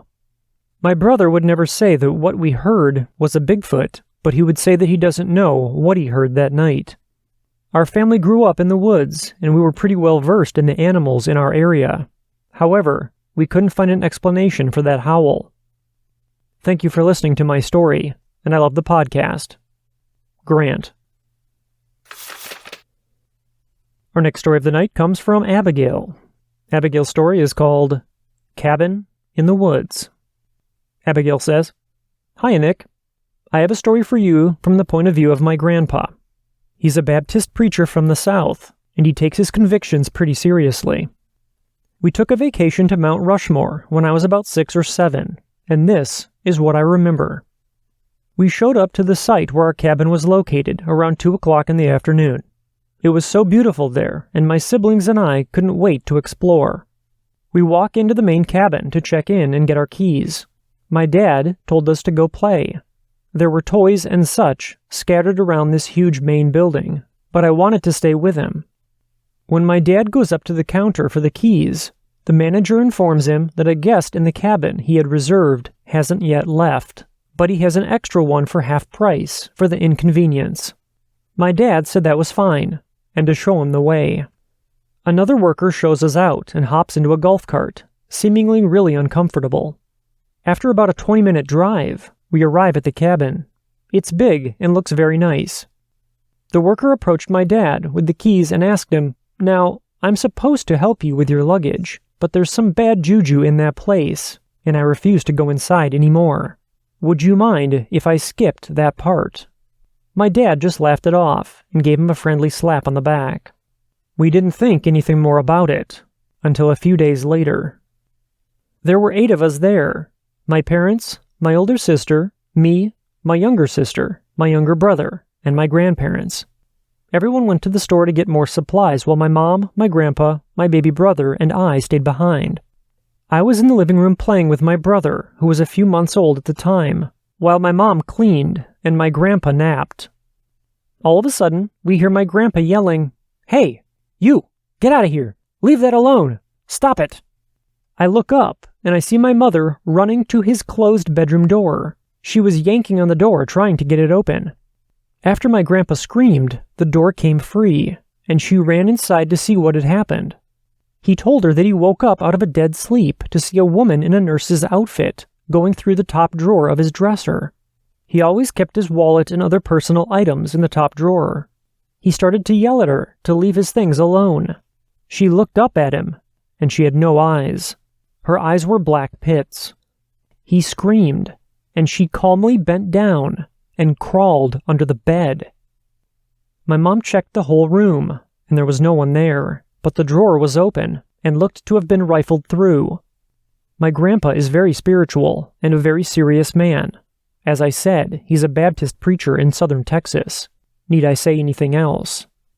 After this, we came home to all our cereal boxes in the front yard, with no sign of anything else missing in the cabin, and we came home to all the faucets running as well another time. Sorry that this is a long jumbled mess, but there was a lot that happened on this trip.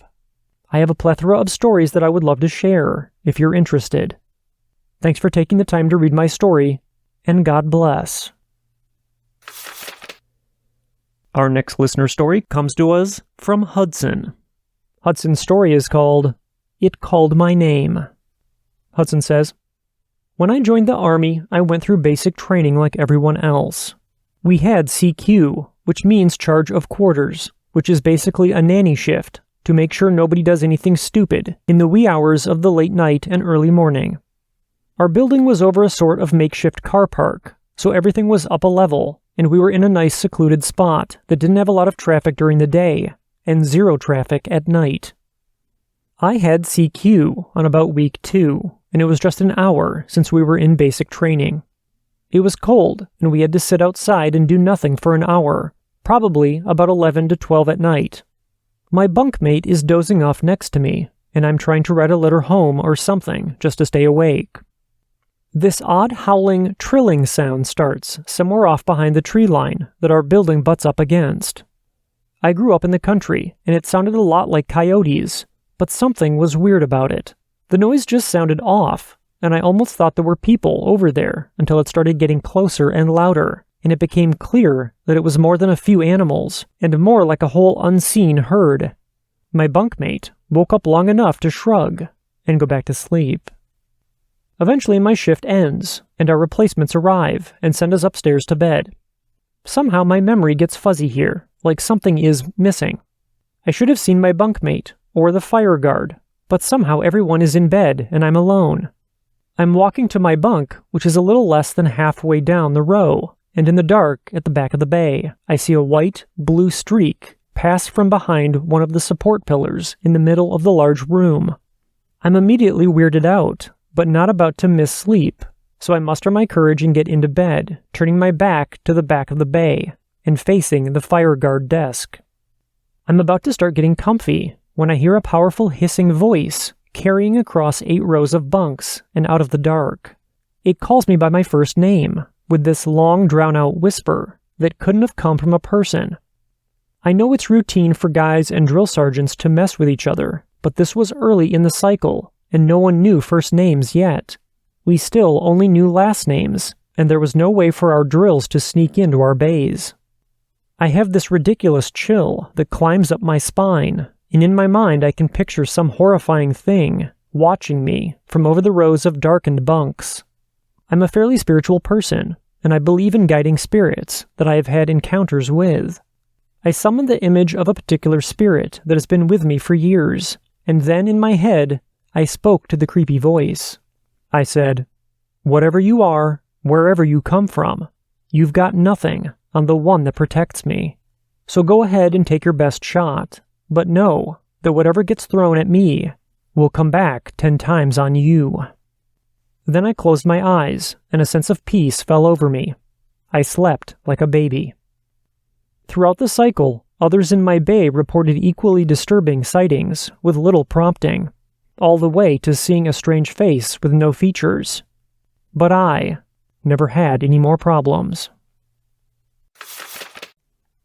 Our next listener story comes to us from Jerry. Jerry's story is called Green Man. Hi, I just found your podcast a few weeks ago and love it. Listening to some recent episodes sparked a few memories which I'd like to share. I'll send them each separately so as not to make this email too long. The first was from your Feyfolk episodes. About 2001, I was working for a client developing a high-end real estate property in North Scottsdale, Arizona.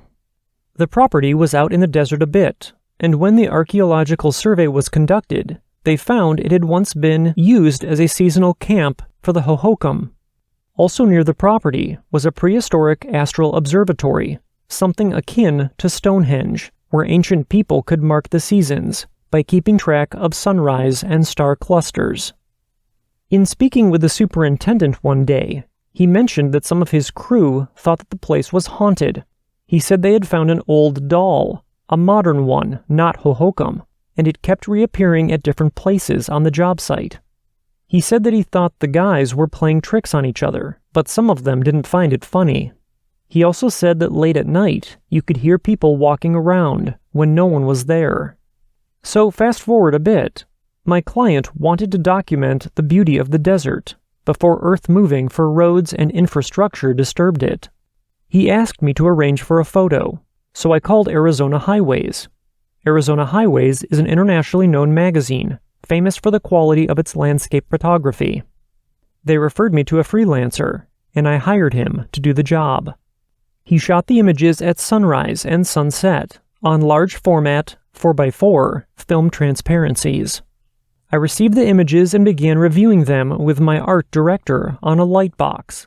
The images were beautiful, but in one, there was a green blip in the foreground, about a third of the way up.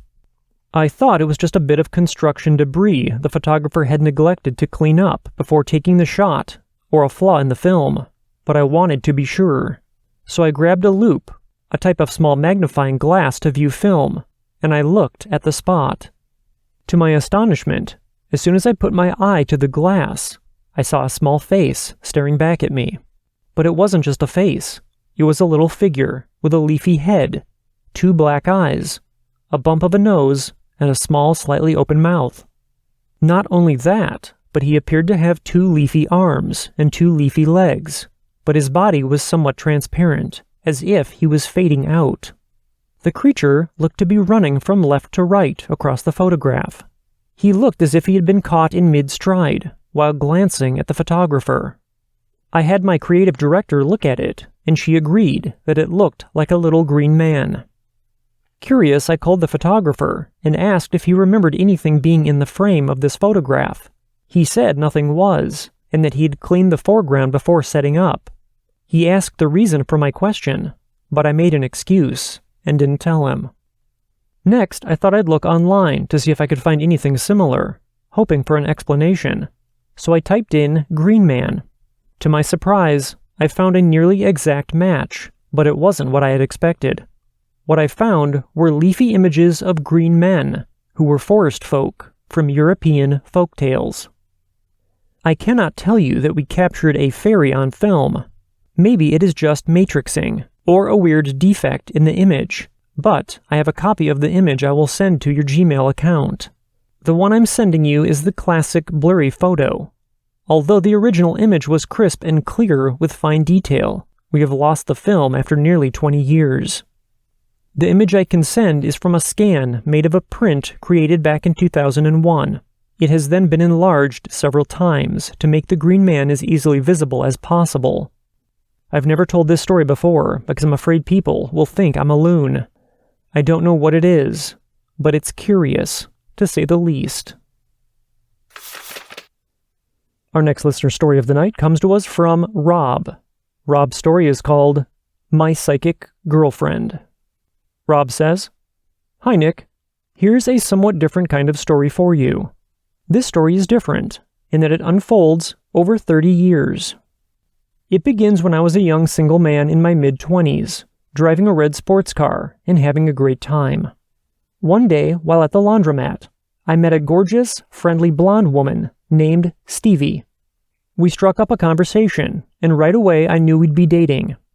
Stevie was literally a Playboy model, not the usual kind of girl that I dated, but we had a connection that grew even stronger when she revealed that she was psychic.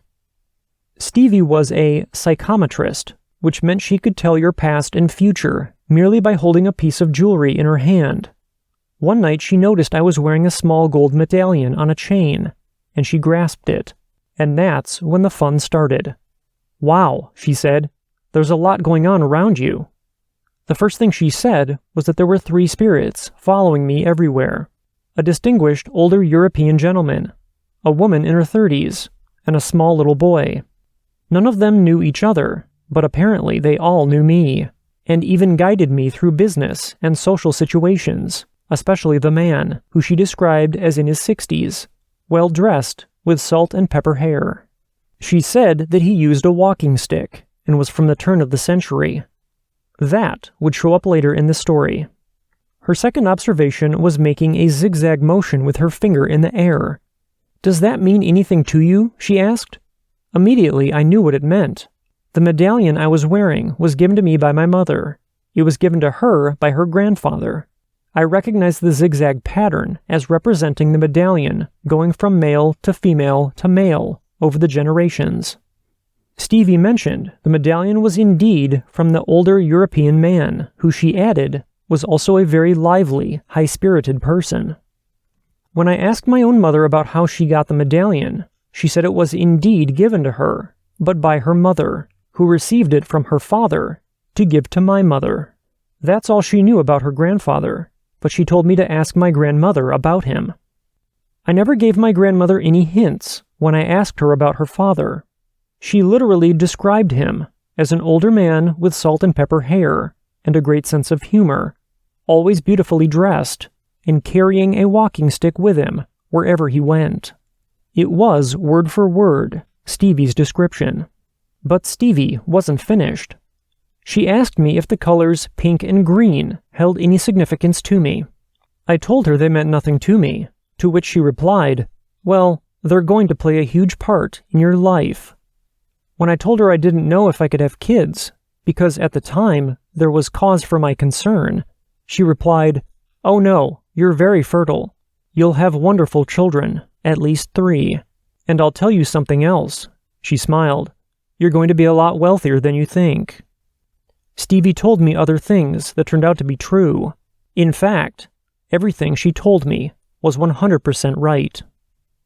Eventually, we went our separate ways, and years later, I met the woman who would become my wife. One day after we'd gotten engaged, for no reason, I asked her what her favorite color was. Not colors, plural, just her one favorite color.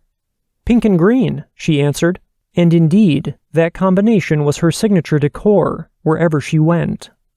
A few years later, we were married, and ended up with, you guessed it, 3 kids. 1 boy and a set of twins. So it's not like we tried for 3, we just got them. All of Stevie's predictions were indeed true, except for the one about me becoming wealthy. As the years passed, I found myself working harder, but sinking deeper into debt. One day I found myself deep in thought, wondering how after all those years, how Stevie could have been right about everything, but was so wrong about my financial mess. One minute after thinking about her, I had an epiphany about a business strategy that indeed took me from being broke to becoming worth millions. So Stevie kept her perfect record intact, even though it took more than 25 years to get them all right. Yes, I have tried to reconnect with Stevie after all these years to let her know, but she disappeared out of my life as quickly as she appeared. I know where she is, and I have reached out, but she has never responded. Like a spirit, she's simply vanished. Our next story of the night comes from Jerry. Jerry's story is called BEK Experience. Jerry says, "Hi. Your recent episode on black-eyed kids' experiences sparked the memory of a story that my grandmother used to tell. In the early 1970s, my father was a reserve police officer in our small town. I was a baby, and my mother would often stay with my grandparents, her mom and dad, at night while my father was on patrol. One of these nights, I was asleep in a little bassinet in the living room. My mom and grandmother were sitting up late, talking, waiting for my dad to arrive and take everyone home. It was probably some time after midnight. In the middle of their conversation came a knock at the door. Thinking it was my father, my grandmother got up to answer, while my mother gathered our things to go home. But when my grandmother opened the door, it wasn't my dad. She said it was a woman with honey-colored blonde hair and a fur coat of about the same shade. She said what stopped her, though, were the woman's eyes. She said they were the deepest green she had ever seen. Startled, my grandmother asked, "Can I help you?" She said the woman replied, "Can I come in and sit by your fire?" My grandmother said that just as the woman spoke, the strongest fear came over her. She was terrified. The only thing that came to mind was to shout, "Hell no," and she slammed the door. Hearing this, my mother jumped up from where she was folding things on the couch to look out the front window next to the door. At the same time, my grandmother opened the door back up, not believing that she had behaved in such a way. But neither saw anyone, not in the yard and not in the street. My mother had heard the entire conversation. She knew the woman had been there, but when she jumped up, she was gone in a split second. My grandmother and mother walked out into the yard, but there was no one, and there were no cars. My grandmother had a large fenced yard. It would have taken several seconds, even at a sprint, to reach the gate, and she lived a block off the main street in our town, on a road with no traffic. Surely, they would have heard or seen a car pulling away, or noticed someone walking down the street. The next day, she went to her neighbors to ask if they had had any late-night visitors, or if anyone had come to ask for help. They all said no. My grandmother was never superstitious, but this incident always caused her to pause, and she never much liked telling the story. Our next story of the night comes from Arlie. Arlie's story is called Moving Dolls. Arlie says, "Hi Nick, thank you for your wonderful show and hard-working team. I have several stories for you, and I will send them as I go, because I have been so busy at work. This starts with a little bit of background on my sister, Dee. She would constantly wake up at night because of the things she would hear and see. These things would make her cry. We would share a bed, as she was scared to be and sleep alone at night. On one of these cold nights, she woke me up by poking my shoulder. I noticed the fear in her eyes. I had to be brave, as I was older. She then whispered, 'Shh, do you hear them?' as she pointed to the Barbies by the window. I felt the stillness in the air, the hour of limbo. I saw the creeping pale moonlight rays coming into our room. Just then, I heard the Barbies talking and moving. I got up, grabbed my sister by the arm, and we ran out of the room. After my mother baptized Dee, she wouldn't hear or see these creepy things as much anymore. Thank you for this platform you made for us. There are so many people that do not believe, belittle, and make fun of us. I take all of these stories being told here as wise information to have in my pocket. As well, thank you for the support and environment you have created for us, so we do not feel alone. Best regards, Arlie." Our next listener story comes to us from Brian. Brian's story is called Tool Honey. Brian says, "Hello. I have been a listener to your podcast for quite some time, but I have not heard an experience like mine. This experience happened when I was around 9 or 10 years old. I grew up near southwestern Ohio, in the countryside. My uncle's big brick house and barn was next door to our house. The barn was big and was made out of thin sheets of metal, with a metal roof and working garage doors, and 2 man doors that could be locked.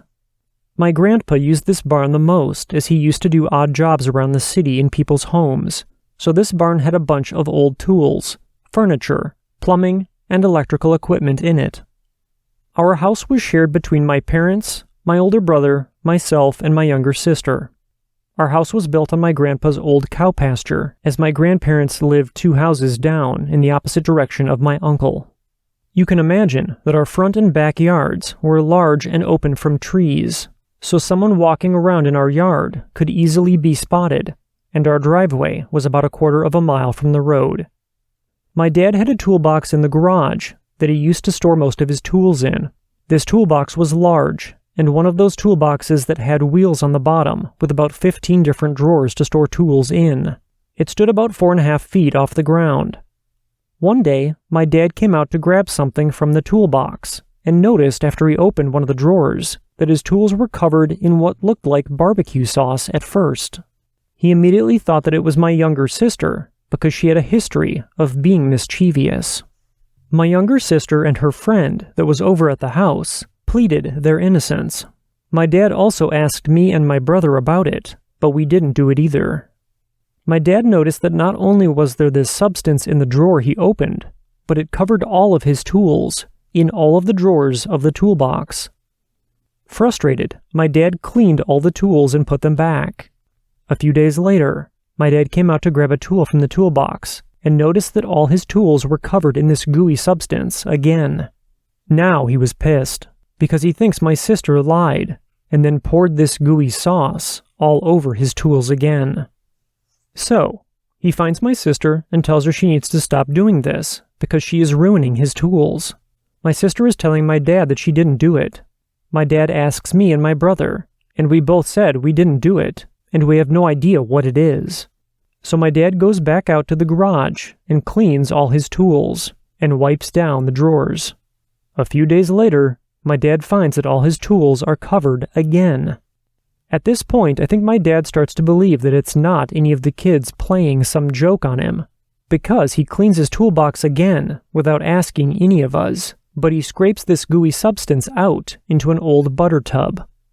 My mom takes this tub to the health department and is telling them this story of how my dad keeps finding this gooey substance every few days all over his tools. They laugh at my mom and tell her it's just the kids. So, the health department wasn't going to test the weird substance, but at this point, my dad had removed all the tools from the toolbox and brought the toolbox inside into the mudroom. The mudroom was the first room from the garage where we would hang our coats and take off our shoes. This room could also be locked. My dad brought the toolbox into the room and turns it around to face the wall and then locks the door. The next day he comes down, unlocks the door, turns the toolbox around, and finds that the gooey substance has been squirted all over the inside of the toolbox. In order for one of the kids to get inside the room, we would need something small like the end of a shoelace to insert into the doorknob to unlock the door. However, when you do this, it makes a decently loud sound. So, with my parents being home at the time, they would have heard it. Also, the toolbox was very heavy, even with there being no tools inside. My sister was around 8 at the time, and I could not see her move or turn that toolbox around, as it was also sitting on carpet, which would have made it harder to turn. My brother was around 12 at the time, but I could not see him doing this either, because me and him were always doing stuff together during the day, and we shared a bedroom at night, so I would know what he was doing. My dad, obviously confused and frustrated, cleans the toolbox again, but takes it over to the barn by my uncle's house, where he left it for a long time. During that time he left it in the barn, the substance would keep coming back every so often, and my dad would keep cleaning it out. Eventually, it just stopped. Today, my dad still uses the toolbox and has brought it back over to the garage. Everyone we have told this story to has no idea what it could be. Was it bees, insects, kids, or something else? The substance at a glance first looked kind of like barbecue sauce, but it was more like a honey consistency. My dad said that it smelled kind of sweet too, which is why we named this experience Tool Honey. There was no evidence of bees around this box at all. No one saw bees flying around the toolbox or inside the toolbox, and it doesn't explain how it happened inside the house with the toolbox facing the wall or inside a locked barn. During this time, we had other strange events happen. Our TV remotes would go missing and would be found somewhere out in the yard, completely destroyed, like it had been hit by the lawnmower. This would happen multiple times. There would be darker colored grass that would form the shape of circles in our yard at times as well. One day, my mom was hanging clothes out on the clothesline to dry and came back after several hours to find that only my dad's clothes were ruined by what looked like if someone had thrown bleach on them. My mom shrugged it off and thought maybe it was from the washing machine, even though all of our clothes were mixed in with Dad's while they were being washed. My mom bought all new clothes for my dad and hung them out to dry after washing them, along with the rest of the laundry. She came back after several hours and found them bleached again. My parents haven't had anything else weird happen since. Our next listener story comes to us from Lydia. Lydia's story is called Camping Story. Lydia says, "Hello. I'm writing after listening to the story of one of your listeners from their camping trip in the Uwharrie National Forest. I absolutely got chills listening to them recount strange noises and lights because of how similar it was to an experience I had with my Girl Scout troop over 15 years ago. I guess I'd put it in the back of my mind and written it off as silly, but I want to share it now so that listener knows they aren't alone. It was early autumn, maybe October or November, and my Girl Scout troop of 7 girls was camping overnight in the Uwharrie National Forest one weekend. I was about 15 at the time, and I've never been great at sleeping in new places, much less a tent floor. While I was tossing and turning, I remember hearing what sounded like quiet, distorted voices talking. Sometimes they sounded a couple feet away, and sometimes like they were coming from very far away. At the time, I attributed it to maybe other campers that might have had tents set up near us, even though I hadn't seen anyone that day. The voices sounded deep, like they were male, so it didn't seem possible that they were from our campsite, as the troop members and leaders were all females, whose voices I had been familiar with for years. After an hour or so of trying to sleep, I get up to go to the bathroom, waking my friend up to come with me, as I joked that there was no way my city girl self was going to get eaten by a bear or lost while trying to go to the bathroom. We took the short walk and my friend stood watch for me. When we traded places, I remember seeing what seemed like floating lights through the trees in the distance, and I assumed it was flashlights from other campers.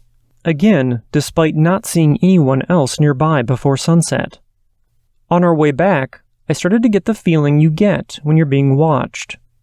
When my hair stood up on the back of my neck, I remember joking to my friend that I hoped no axe murderers were following us.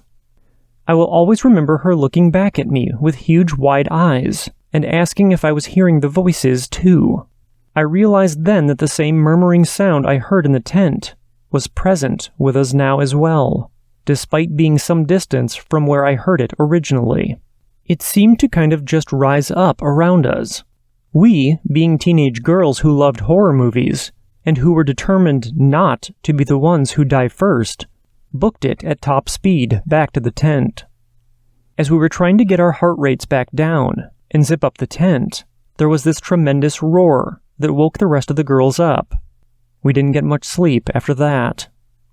The next morning we all talked about the roar and decided that it must have been a mountain lion. My friend and I stayed quiet about our experience, as we didn't want to seem crazy, and figured we'd probably blew it out of proportion, given the spooky quality of the forest at nighttime. But I've never forgotten the feeling of being stalked and hunted. I still don't think that that roar was a mountain lion, as it seemed more, I don't know how to describe it, hollow, abrupt. Whether it was a mountain lion or something else, it makes me glad to never camp again. So, to the listener who shared their story about the Uwharrie National Forest, you aren't alone in your experience. Our next story of the night comes from Mary. Mary's story is called Creature on the Tracks.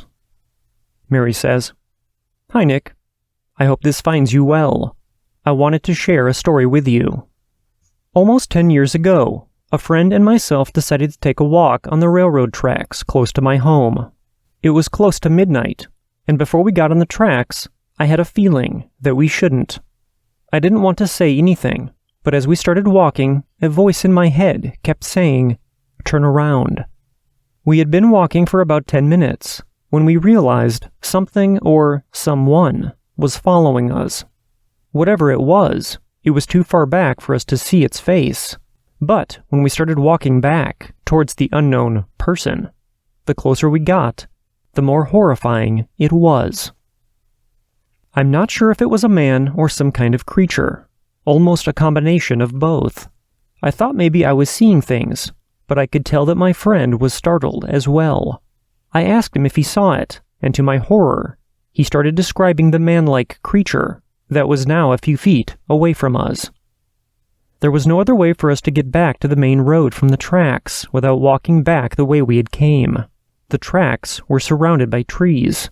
We knew that we were going to have to walk past whatever this creature was.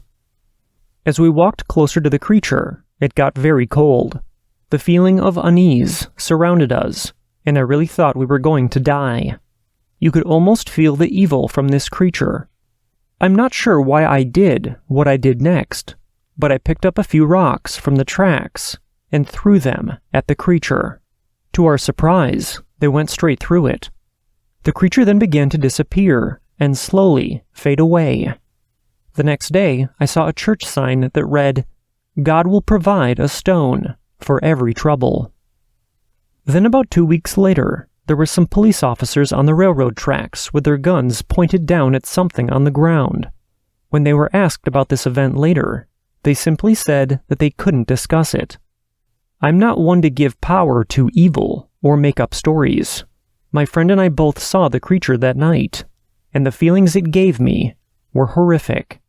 I've never set foot on those tracks again, and I do believe that there are truly evil beings here on Earth. I'm sorry for the lengthy story. Thanks for listening and providing this platform for our stories to be shared. I love your podcast. Thanks again, Mary Beth. I contacted Mary Beth again and asked her for some more details regarding her experience, and this is what she had to say. Thank you so much for taking the time to read my story. Initially, it was too dark for me to see the creature's face. It was more of just an outline of what appeared to be a man based on size, but almost like he was hunched over slightly. As we got closer, I could almost see some shadows across its face from the moon. It had an animal-like quality to its face, but its eyes were a hollow red color. It scared me so much that I couldn't sleep for days, and I was worried I was going to see it again. I started researching paranormal experiences, and I would say the closest thing I've found would have to be the dogman creatures, although this creature wore a long coat-like piece of clothing. I'm not sure what the police had down on the tracks. I went to high school with a friend whose dad was a police officer, and he asked him about it, but his dad shrugged it off. I posted a shorter version of my story on a website years ago, and a few people from my town commented, saying that they had heard stories of cat-like creatures. I also learned from some of my older family members that years and years ago, a group of people got together and actually devil worshipped about a half a mile from the tracks in the woods. I'm not sure if that's true, though, because I think that was a story they heard when they were kids. Our next listener story comes from Britt. Britt's story is called The Little Girl from the Woods. Britt says, "Hi, Nick. Thanks so much for your podcast. I'm a truck driver, and this keeps me awake during the night shift.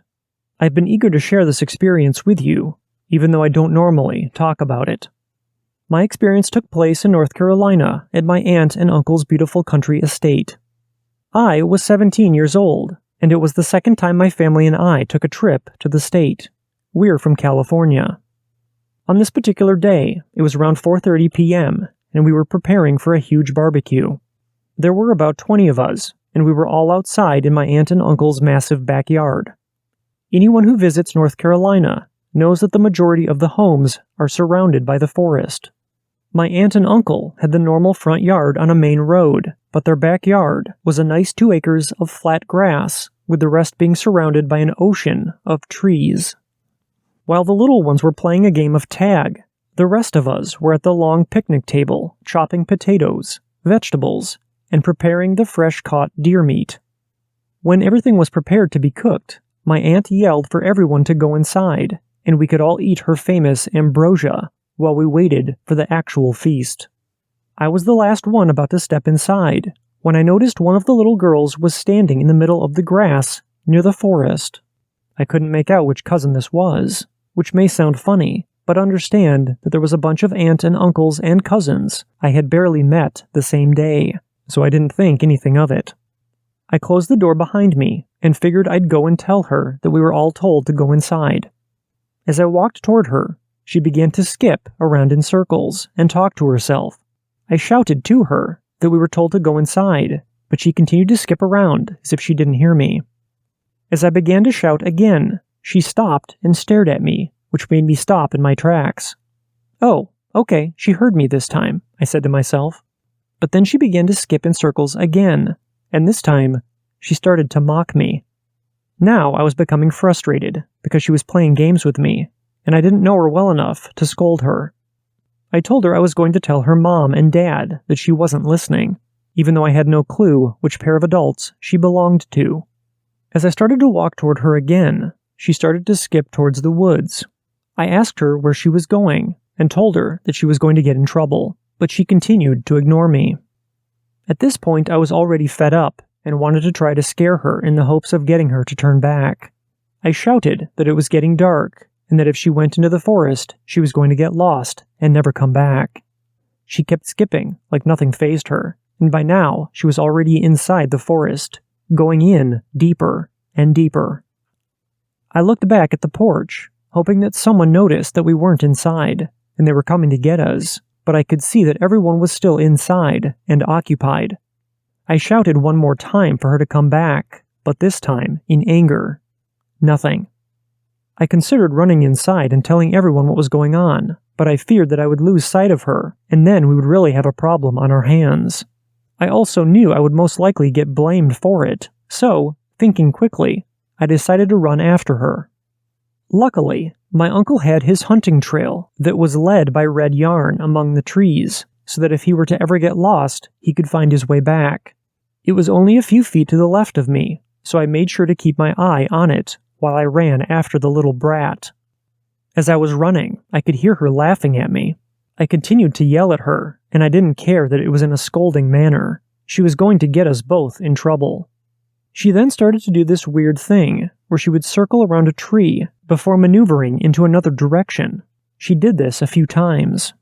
After what felt like minutes, I was still trying to catch up to her, when I started to think about how far she was, given the pace I was running, and the pace she was skipping. We were a pretty good distance apart from each other. I stopped to watch her for a second and didn't notice anything unusual. She wasn't skipping fast at all, so how was she so far from me? It was at that moment that she finally stopped and turned around to face me.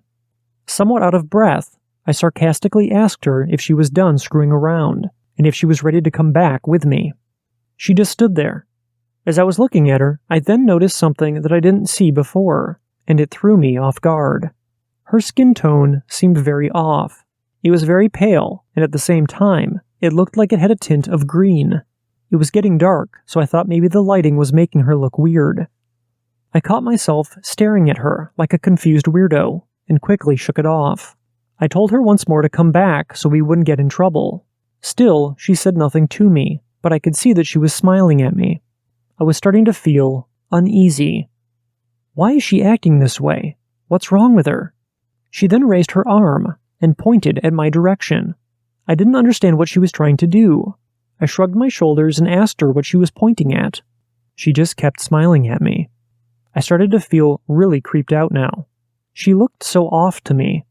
I then started to even question if I remembered ever seeing her all day. There were at least 7 kids, but was she one of them? It was that same second when I started to examine what she was wearing. Nothing really off about it. She was wearing a yellow flannel shirt with blue jeans and some black boots, but still, I couldn't remember if I had seen her or not. I was done playing games, and I decided I was going back to the house with or without her. That same thought made my heart sink because I realized I wasn't watching where we were going. Still looking at the girl, I finally realized what she found amusing and what she was pointing at. I turned around and couldn't see anything but tall trees. Every direction looked like the same exact layout. I desperately looked around to try to spot the red yarn among the trees, but had no sight of it. I heard the girl laugh at me again, and when I turned to face her, she was gone. I felt like I couldn't breathe. The idea that I was lured by this girl, or ghost, or whatever she was, made me start to cry. I was starting to panic, and began to retrace my steps back to the red yarn, or at least to try to. I was becoming even more desperate when I saw that I was losing sunlight by the minute. A few minutes later, I decided to stop for a second to collect myself. I knew nothing was going to get better if I was in a state of panic. I started to work on my breath and told myself to calm down. It was then that I heard the girl laugh again, only it sounded closer than ever. I froze, and my anxiety came back in an instant. I slowly turned around to face her, but she wasn't there. I looked all around me, but she was nowhere in sight. I quickly continued to walk. Another few minutes later, I lucked out and spotted the yarn a short distance ahead of me. I sighed with relief and began to cry as I started to run toward it. But within seconds of running, I heard her again, but this time her voice was right by my ear. I screamed and my body jolted, causing me to put all my weight onto my ankle. I fell to the ground, and my eyes were closed from the pain. I yelled at the top of my lungs for her to leave me alone. It was then that I opened my eyes, and in front of my face was a pair of small, cut and bruised up feet. My body froze again, and I couldn't breathe at all. I didn't want to look up. I didn't want to see the face, even though I already knew. With just a slight lift of my head, I saw the blue jeans and the yellow flannel shirt. Only now, they were torn and had bloodstains on them. Without thinking, I scrambled myself up and limped to the trail as fast as I could. I was screaming and crying for my mom, my dad, and my brothers, anyone that could possibly hear me. I could still feel her around me. I could hear her mocking my cries. I covered my ears with both hands, and I continued to limp around the trees. Finally, I could see the outline of my aunt and uncle's house. Please, God, I kept saying to myself. I was so close, but it was only making me more anxious and scared. I was afraid that she was going to play some other trick on me, so that I couldn't make it back. By the time I had reached the end of the trees, my voice had given out. I was breathing so hard, and was completely exhausted from carrying my weight while limping. After what felt like an eternity, I finally made it to the porch and collapsed on the wooden steps. I was face down, squeezing the steps to my chest, hysterically sobbing. When I had gotten the strength to, I turned around to face the woods. As I expected, the girl was standing by the outside of the forest, staring at me. Her clothes were back to normal, but she still had that demeanor, like what she had put me through was almost satisfying her. I heard the voice of my older brother say, "What are you doing?" I looked up at my brother, who at first looked annoyed until he saw the expression on my face. He quickly came to help me up while asking what had happened to me and where I had been. He sat me down on one of the chairs as he called for my mom and dad. I looked back towards the woods and the girl was no longer there. My brother's yells caused everyone to come outside, which I really wish didn't happen. When my mom and dad came outside and saw the state I was in, they immediately showed concern and asked a series of questions. But as I explained myself, without thinking about the fact that everyone else was listening, I started to notice that the look on their faces was changing from concerned to a look that didn't take me seriously at all. Eventually, even my brother walked away, rolling his eyes. I became infuriated and shouted at all of them that I wouldn't make this up just for kicks. They saw that I was covered in sticks and dirt from head to toe. I was hysterical, even had a minor cut and bruise on my forehead I must have gotten when I fell. I didn't even notice it until my dad mentioned it. After my little breakdown, all my mom and dad had to say was to just relax and go inside and get cleaned up. Everyone else had brushed it off and didn't even bother to ask me about it. Later that night, I had talked to my mom again, and although this time she listened and comforted me as much as she could, I could still feel that she didn't believe me. This made me feel very alone, and I was depressed for the rest of the week of our stay. I couldn't sleep, and I couldn't be alone for more than 5 minutes unless I was going to the bathroom, and even then, it was difficult for me. I felt bad because I knew that I was putting a damper on the trip for everyone, but I was just miserable, mostly scared, and couldn't wait to get home. The final morning of our stay, I was putting my bags in the car when my uncle approached me. In a quiet tone, He told me that he believed every word I had said about the girl. He continued on to say that he has experienced things in the forest himself, but only when he was alone. His experiences were not to the extent I had, but he knows with all his heart that the forest has dark entities in it. When I had asked him why he didn't say anything that day, he admitted that he didn't want to upset everyone, but more importantly, he doesn't like to think about his own encounters because it still scared him to that day. He then apologized to me for not saying anything about it and for not warning us about going into the forest alone. I hugged my uncle and I began to cry out of relief. It was good to know that I wasn't alone and that I wasn't crazy. I thanked him for telling me, and in that same moment, my dad came out with more bags to put away. He asked if everything was okay, and I played it off and said that I was saying goodbye to my uncle and how I was going to miss him and my auntie. I thought that getting back to California would make everything go back to normal, but I couldn't have been more wrong. Still to this day, now in my later 20s, I sometimes have night terrors about the girl. The strange thing is that when I see her, she is always in her true form, the torn and bloodied clothes, and her cut and bruised skin. Although I don't let my encounter weigh me down these days, I can never forget those terrifying moments. I just continue to move forward by accepting my experience. One thing that is for certain is that I have not since visited North Carolina, or any kind of forest. Thank you to everyone who listened, and thank you again, Nick. Our next story of the night comes from Susan. Susan's story is called Time Slip. Susan says, "Hi, Nick. I am binge listening the podcast and loving every minute of it. My entire life has been paranormal, and I am only accepting the whole of it now, at 59. In this lifetime, I am here to help people who are awakening to their spirituality, so they can join all of us to bring the Earth into the fifth dimension. It is no coincidence that all these people are listening. They are all awake or awakening to their spirituality. But this is for another story. This is my time slip story. In early August, I was in Walmart. Yes, a place to see weird things, but I was not ready for this. I was walking down the main aisle when this tall gentleman literally appeared 5 or so feet in front of me. He was a tall, good-looking man, dressed in a 70s leisure suit. He was walking in a cross aisle, but was not interacting with our time. Forgive me, this is difficult to explain. From the moment he appeared, the atmosphere around me changed.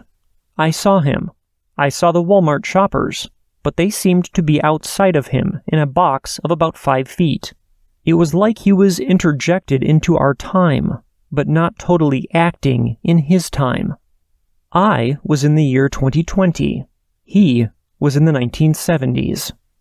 I watched him, but he disappeared, and 2020 Walmart filled in where he had been. The atmosphere changed back, and my head was buzzing. I bought whatever I needed to, and went back to my car. When I moved into this area, there was nothing on this land before the Walmart was built. My friends that grew up here had told me that there was a restaurant, an entertainment venue in the 60s and 70s that had burned down. It was right where the Walmart was. I've seen ghosts and shadow entities. This was entirely something different. My friends say that the veil between worlds is very thin as the Earth is transitioning to the fifth dimension. Expect to see more of these things. Just know you aren't crazy. These things do exist. Thanks, Nick, for your consideration. Keep up the good work on the podcast. Susan. Our next story of the night comes from Juliana. Juliana's story is called Shadow Woman. Juliana says, I will start by saying that I have had a few paranormal experiences growing up. This particular instance sticks out the most in my mind because my fiancé was with me and saw exactly what I saw. My fiancé received a call around 3 a.m. one morning from his younger brother. He had been in a car accident and needed us to pick him up. We got into the car and made our way towards the scene of the accident. The road we needed to take was in an area that was mostly farmland. It was 4 a.m. in the middle of winter, so it was pitch black outside. I was driving, and my fiancé pointed out what looked to be a coyote. As we drove closer, it was much larger than a coyote, so we assumed it was a wolf. We continued driving, and not even 500 feet ahead, I saw someone walking on the side of the road. I squinted and looked again, convinced that I was imagining it. My fiancé turned to me and asked if I had just seen the woman walking on the side of the road. It struck us as odd, because it looked as if she had no coat on. I am not one to pick up hitchhikers, but I told him to at least give a warning from the window that we had seen some sort of animal and offer a ride, or to possibly offer our phone for her to call someone. I reversed a bit, and when we looked back, there was no one there. I felt a chill down my spine and decided to just keep driving. We picked up his brother, and within 15 minutes we were headed back in the direction we had just come. There was no woman in sight. I am fascinated by everything paranormal, so the next morning I did a Google search of the area. I found that years ago, a high school couple had headed home from a school dance and had crashed and died on the road, about 50 feet back from where we saw this mysterious woman. People claim to have seen the spirit of a woman walking down the road. We have driven down that road other times since, not as late, but have never seen her again. Our next listener story comes to us from Rudy, Rudy's grandpa Manuel, and Rudy's grandma Irma. Their story is called Chinati Peak UFO. Rudy says, "This is a genuine true story, told for the very first time. On August 6th of 1980, my grandparents were traveling from Odessa, Texas to Mexico due to a family emergency. They took off around 11 p.m. on the night of the 5th, with their 2 kids, which is my dad and my aunt. My grandpa, along with my grandma's uncle and her brother, were riding in the front seat, with my grandma and the kids in the back. Between 2:30 and 3 a.m., and south of Marfa, Texas, is when they see something strange by the Chinati Peak Mountains. They saw what seemed to be a big fire on the ground against a mountain. My grandma asked if it could be illegals trying to stay warm, but her uncle said, "I don't think so. It would catch the attention of law enforcement and eventually get them caught." My grandparents then said that the fire started forming and rising up to the top of the mountain. When my grandma first saw the fire, it was small from a distance, and as it moved in front of them, it was about a half a mile ahead and about 2 light posts high. My grandma screamed, "Look!" And that's when they all realized what it was. Fear started to spread throughout the car, as what they described to be a tremendously fast spinning disc, shaped as if a frisbee was laid on its face with another one on top of it. Red and yellow fire-colored smoke was raging from the bottom and from the top. They could feel the force from the disc. It then started to follow them from a distance along the mountains. It would abruptly stop when they stopped, and accelerate when they did. At one time, the disc crossed over into the street in front of them. My aunt says it looked big enough to fit a car into it. That's when they all got really scared, and the kids started to cry, along with my grandma, as she began to pray out loud. They had heard about abductions happening at the time, so they were aware of what could possibly happen. My grandpa, on the other hand, is the bravest man I know, and wanted to catch their attention. He pulled off to the side of the road and got out of the car with a flashlight. He then tempted and called out for the disc to get closer, while pointing the flashlight towards them and saying, "Come on, come on."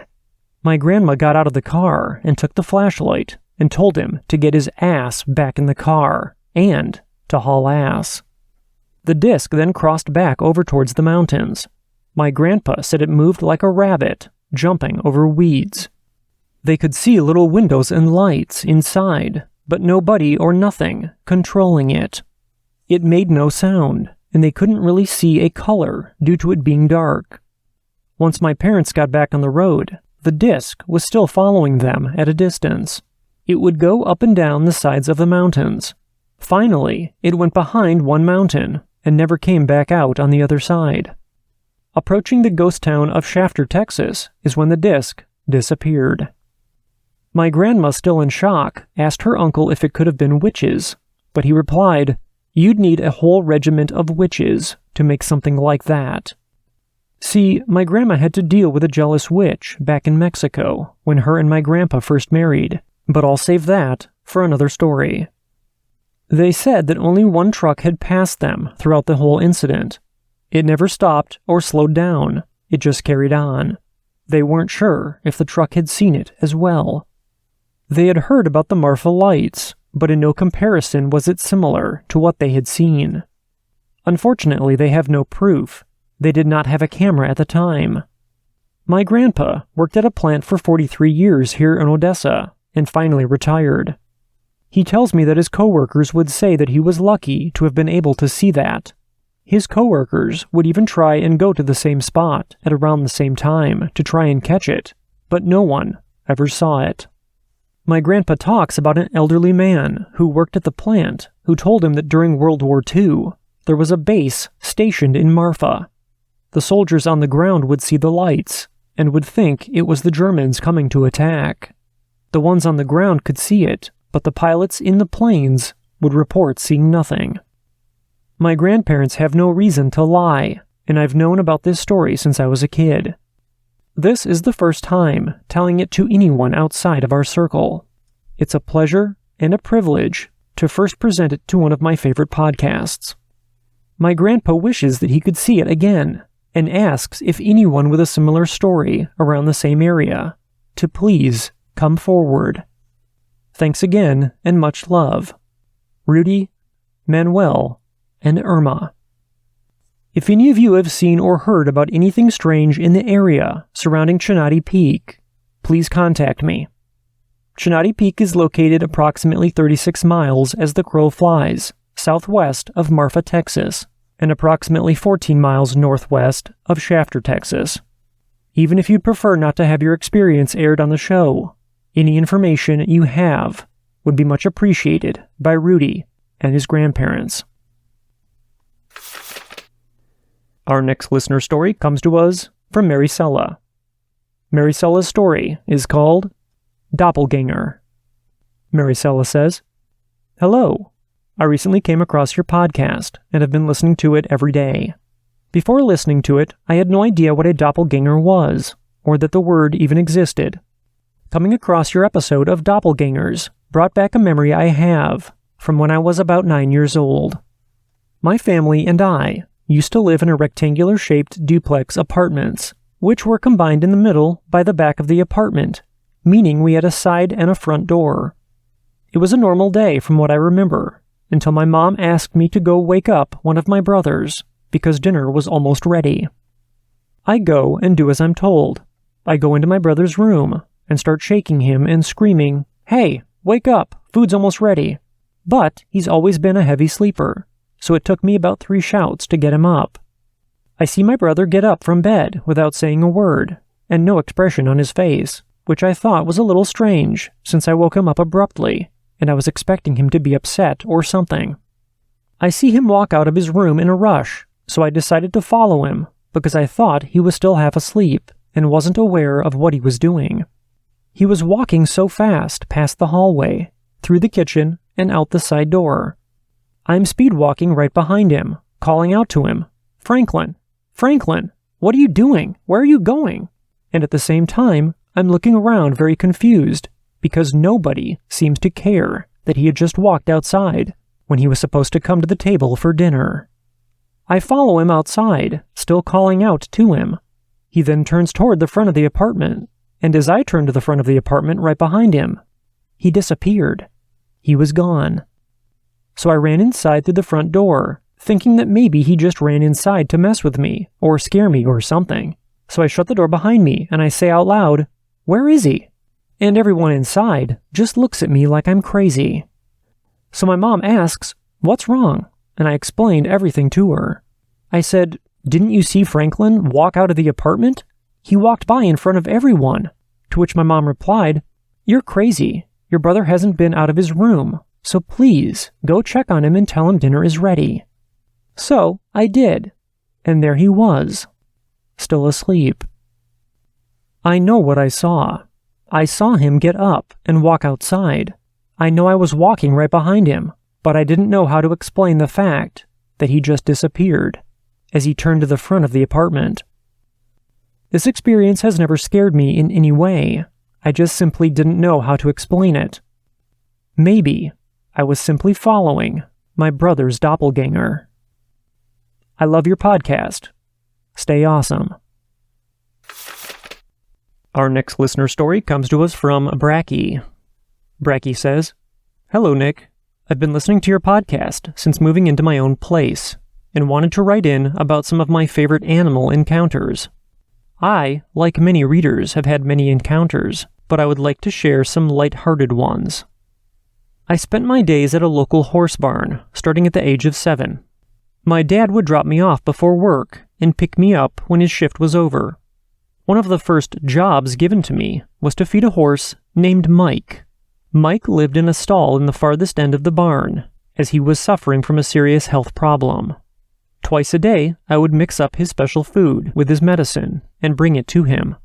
He always stood in the back of the giant stall and just watched me drop his food in. This went on for maybe a year, when one day the old farmhand stopped me from grabbing Mike's food and told me Mike wouldn't be needing that anymore. Little me understood enough and put the bucket down. 10 years later, I brought in my own horse, and the only stall available was Mike's old end stall. I loved that the stall was away from the rest of the barn, offering peace and quiet from the other 60-plus horses that lived there. I understood why Mike had lived his days out here. One summer day, I was bent over, picking out my horse's food, while he hung his head over the stall door. Suddenly my horse tucked his tail and leapt over me, crashing frantically into the door of his stall. As I tried to jump out of the way, I felt a cold breeze hit me, and as I straightened up, my eyes locked into the back of the stall, and there stood Mike. He looked at me with his head turned towards me, as he had all those days that I had brought him his food. And as I stared frozen, Mike turned his head straight ahead and faded back into the wall. My horse settled down once Mike was gone. I have seen many, many ghost horses at this barn, but that, to this day, is the only time I've ever felt cold during a presence. I have many more stories of ghost animals. I've worked at many horse barns and vets, and once animal spirits are comfortable with you, I swear they love to get your attention. I've always had positive animal ghost encounters, many short and funny stories if you'd want me to share. I've also had encounters with orbs, strange lights, a Taily Boo encounter, and a Bigfoot encounter. But one of my first ghost encounters went as follows. I was standing with my godmother, leaning on the gates of our horse barn's large indoor arena. We had all the lights off, and it was pitch black. You couldn't see anything at all in the closed arena. And suddenly, this orb of whitish blue light appears, maybe the size of a grapefruit, at the farthest end of the arena. And then my godmother, the barn owner, says, "Oh look, a ghost. Hi, ghost," and waves the same way she would greet the horses. And then this orb bolts, exactly how a horse would have playfully galloped across the arena to greet her. I don't remember how close the light got, because I turned to stare at the smiling face of my godmother as she watched this orb. She was amazing. Our next listener story comes to us from Annalisa. Annalisa says, "Nick, the story I'm about to share has been brewing in my mind for several months. I've been dying to tell the story of what happened to my brother in our childhood home. I just wanted to make sure that the story was told right. I guess now is the time." The event I'm about to recount took place in a border town in South Texas. Our neighborhood has a highway marker indicating that Mexico is a mere 2 miles to the south. Mexican-American culture is riddled with folklore and superstitions. All of my friends and cousins grew up on the stories, and I'm sorry if I butcher these names, La Mano Pachona, La Cosa Mala, El Cuque, and the ever-infamous La Llorona, all of which have an infinite number of variations, depending on who you hear the stories from.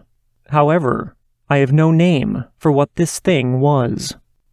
The house we grew up in had a history before we even moved in. The previous owner was a man named Mr. Santa Maria, and he even had his own bakery next to the house. Every morning when my dad was a kid, he and his sisters could hear pots and pans clanging at about 5 a.m. in the morning as he prepared his ovens to bake dozens upon dozens of loaves of Mexican sweetbread. One day Mr. Santa Maria got sick. It was terminal. In our Mexican-American culture, it is customary to open the home to friends and relatives who wish to say their final goodbyes, as a person is on the precipice of death. Once alerted that a person is in their final hours, the house transforms into a waiting room for the community, with living rooms full of gossiping women, all holding their breath. This was the case when Mr. Santa Maria died. However, his death was one that no one spoke about for many years. I mean, we're all for passing down folklore and urban legends, but when something happens in a house full of witnesses, I guess we think it better to stay silent and pretend like it never happened, so we don't have to question our upturned perception of reality. As Mr. Santa Maria drew his final breath, a pot of menudo was brewing on the stove. It was his favorite meal, a soup comprised of beef tripe, hominy, and spices, making it look like the chunks are floating in a bowl of blood.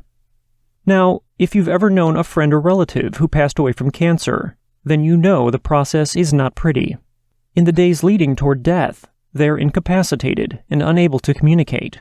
So, you might understand why a wave of shock stunned everyone in the house as Mr. Santa Maria marched into the kitchen to serve himself a bowl of menudo after the Justice of the Peace had just signed his death certificate.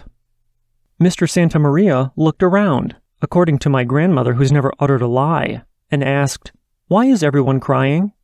Mouths agape, not a single person responded. He finished his meal and walked back into his room, where he had been laid out with a white sheet over his face.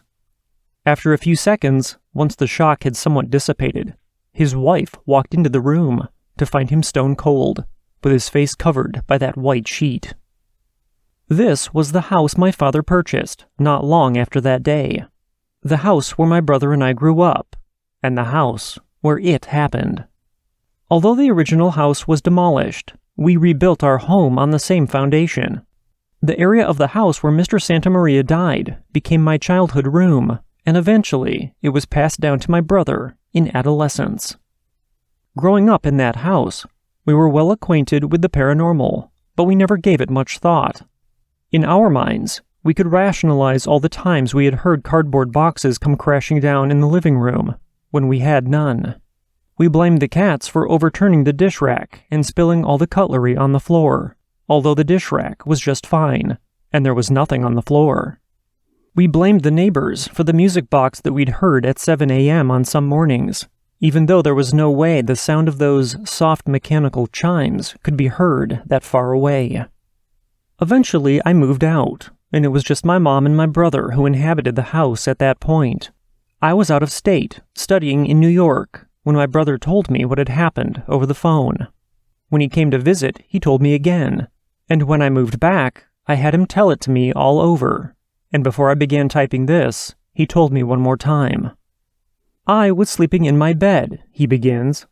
My head was positioned with the back of my head facing the door, and my feet pointing toward the wall. His bed had been in this position as far back as I can remember, so it wasn't like he'd recently rearranged anything. It must have been the middle of the night when I opened my eyes, he continued, only to see a plume of smoke rising out from under my bed. I thought the house was on fire, and that's when I realized I couldn't move. I was in a state of total sleep paralysis. The smoke became thicker and darker, from a dull gray to almost black, and it was winding up my right side. That's when I realized that the smoke had a face. Gray, ash, and burned, almost as if the skin had the consistency of a worn clay. It was the most hideous face I'd ever seen, with long, thin strands of black hair. It let out a guttural growl from inside its throat as it snaked towards my face. I couldn't move. I couldn't run. It just stared at me as it got closer and closer. It began to make a guttural hiss as it backed away from my face and ascended towards the ceiling. The entire cloud of whatever it was dissipated above my head, and the moment it faded from view, I heard the front door slam. Keep in mind, this is the middle of the night, and the only two people living in that house at the time were my mom and my brother, both of whom were in bed. Eventually, he fell back asleep and woke up in the morning only to reminisce on the awful nightmare he'd had. He kept telling himself it was all a bad dream, until my mom asked him if he had heard the door slam shut in the middle of the night. His heart sank into the pit of his stomach. To this day, he experiences bouts of sleep paralysis in that room, accompanied by strange phenomena, the most recent being just a couple of days ago. In that brief time frame between consciousness and sleep, he heard heavy panting by his head, right next to his bed. We have no idea what that thing was that came from underneath his bed, or if the sleep paralysis and strange happenings are all connected. But it's all happening in the same room, where Mr. Santa Maria woke up. Our last listener story of the night comes to us from Heather. Heather's story is called Emily, the Sally Doll. Heather says, Dear Nick, I'm excited to be writing this story into you. I've had paranormal experiences my whole life. As a child, I was terrified when I knew something was in my room with me. But in the last few years, I've learned to grow into my own power and stand my ground. I have many stories, but the one I have to share with you happened over the last year and came to an astounding climax the night before Halloween of this year. I first need to give you a short background story. I moved back to Florida with my husband in 2019. We ended up being roommates with a friend and his female friend. For the sake of this story, we'll call her Jenna. Jenna and I became friends very quickly. We both were into the paranormal, and we both loved all things spooky. We would hang out watching movies and going out all the time, and we still do. One day last year, we went to several antique stores together. Jenna is a medium. She can see spirits at times. She can sometimes communicate with them, and she can sense the energy in items. In the antique store, she was trying to teach me how to sense energy in objects. I can sense spirits and sometimes sense their energies. We passed by this glass case, and she said she felt strong energy coming from it, but didn't see the object. Later, as we were walking back by the case again, she caught sight of a small plastic Sally doll, the Sally from the Nightmare Before Christmas movie. She loves The Nightmare Before Christmas, and she knew there was no way she would have missed that the first time, especially when she picked up the doll and sensed that the energy calling her earlier was from this doll. She asked the store owner if she had just placed this doll in the case, and the store owner said no. She said the doll had been there for a while, even though we didn't see her the first time. We asked how much the doll was, and the lady told us not to worry about it, and that we could just take her. We thanked her and left. In the car, Jenna was sensing so much energy from this doll. She started focusing on her and asking her questions. She got small answers here and there. Jenna said that when she would ask certain questions, she would sometimes get responses in her mind that were not her own. The doll told her that her name was Emily. She told her she was 6 years old, and she couldn't find her mommy. Over the course of a few days, Jenna told me that the doll had told her that her house had caught on fire, and she got lost and couldn't find her way. I assume that Emily, the spirit in the doll, knows that she isn't alive in human form anymore. Jenna kept this doll and took her places with her sometimes, to work, on trips, etc. She would ask the doll if she wanted to come with her, and she would say yes. Jenna and I would discuss the spirit and the doll, and I worried that it could be another type of entity inside the doll pretending to be a little girl in order to attach itself to Jenna. Jenna told me that she didn't sense any negative energy coming from the doll, but would have her aunt examine the doll. Jenna's aunt is a medium and owns a metaphysical shop and lounge. Mediumship runs through Jenna's family. Fast forward to Friday night, the night before Halloween.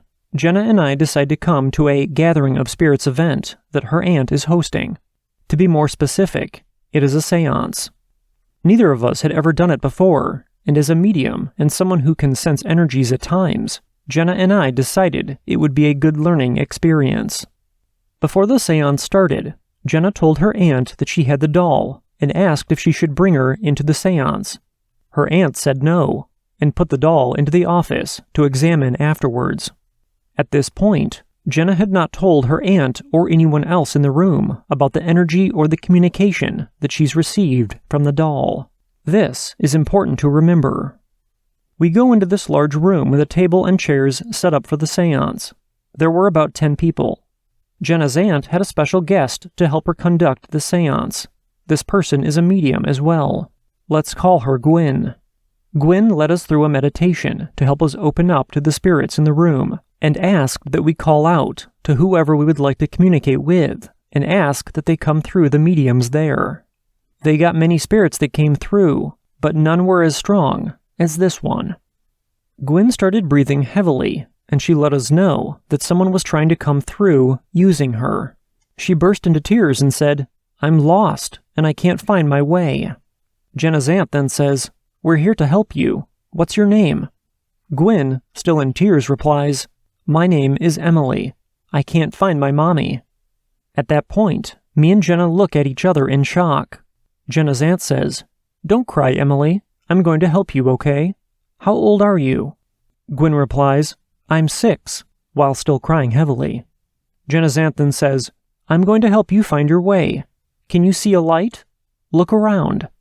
Gwen says, No, I can't." Jenna's aunt then says, "I'm going to help you cross over." Gwen then replies, "Can I bring my doll?" Jenna and I just stare at each other in disbelief. Jenna's aunt then says, "Yes, you can bring her." Jenna's aunt starts concentrating, trying to move the spirit communicating through Gwen on. Right then, Gwen looks up and says, "She left," wiping her face and tears. "I think she left before you finished crossing her over." Right then, Jenna and I start telling her that it was the Sally doll that came through. Emily was the spirit in the doll that came through Gwen. She tells Jenna to go get the doll, and Jenna's aunt holds it and meditates on her for a few moments before confirming to us that it was her. We then ask what we should do next, and also how we knew that the spirit saying she is Emily isn't another spirit pretending to be a little girl. Gwen looks over and tells us that she felt Emily, and that the emotions she felt from her were real. Jenna's aunt tells us that it really is a little girl, and that Jenna should take care of the doll for now, and form more of a relationship with the spirit, so that when the time is right, Jenna can help the spirit cross over, and the spirit will feel comfortable doing so with Jenna's help. This was the most amazing spirit communication I've ever witnessed. Jenna has the doll, and is now forming a closer relationship with her, in the hopes that she will be able to see her at some point, instead of just feeling her energy. I had a spirit come through me that night as well, but that's another story for another time.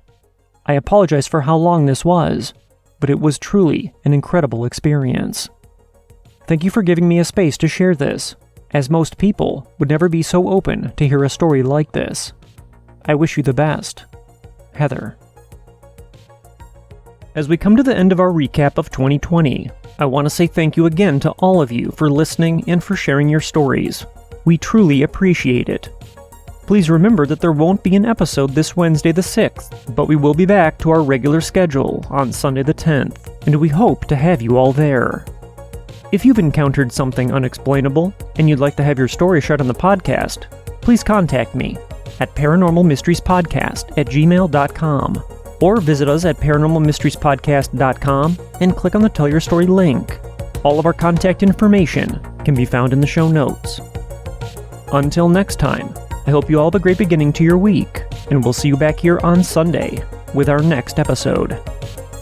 From all of us at Paranormal Mysteries, thank you for listening, and remember, don't wait for the unknown to come to you.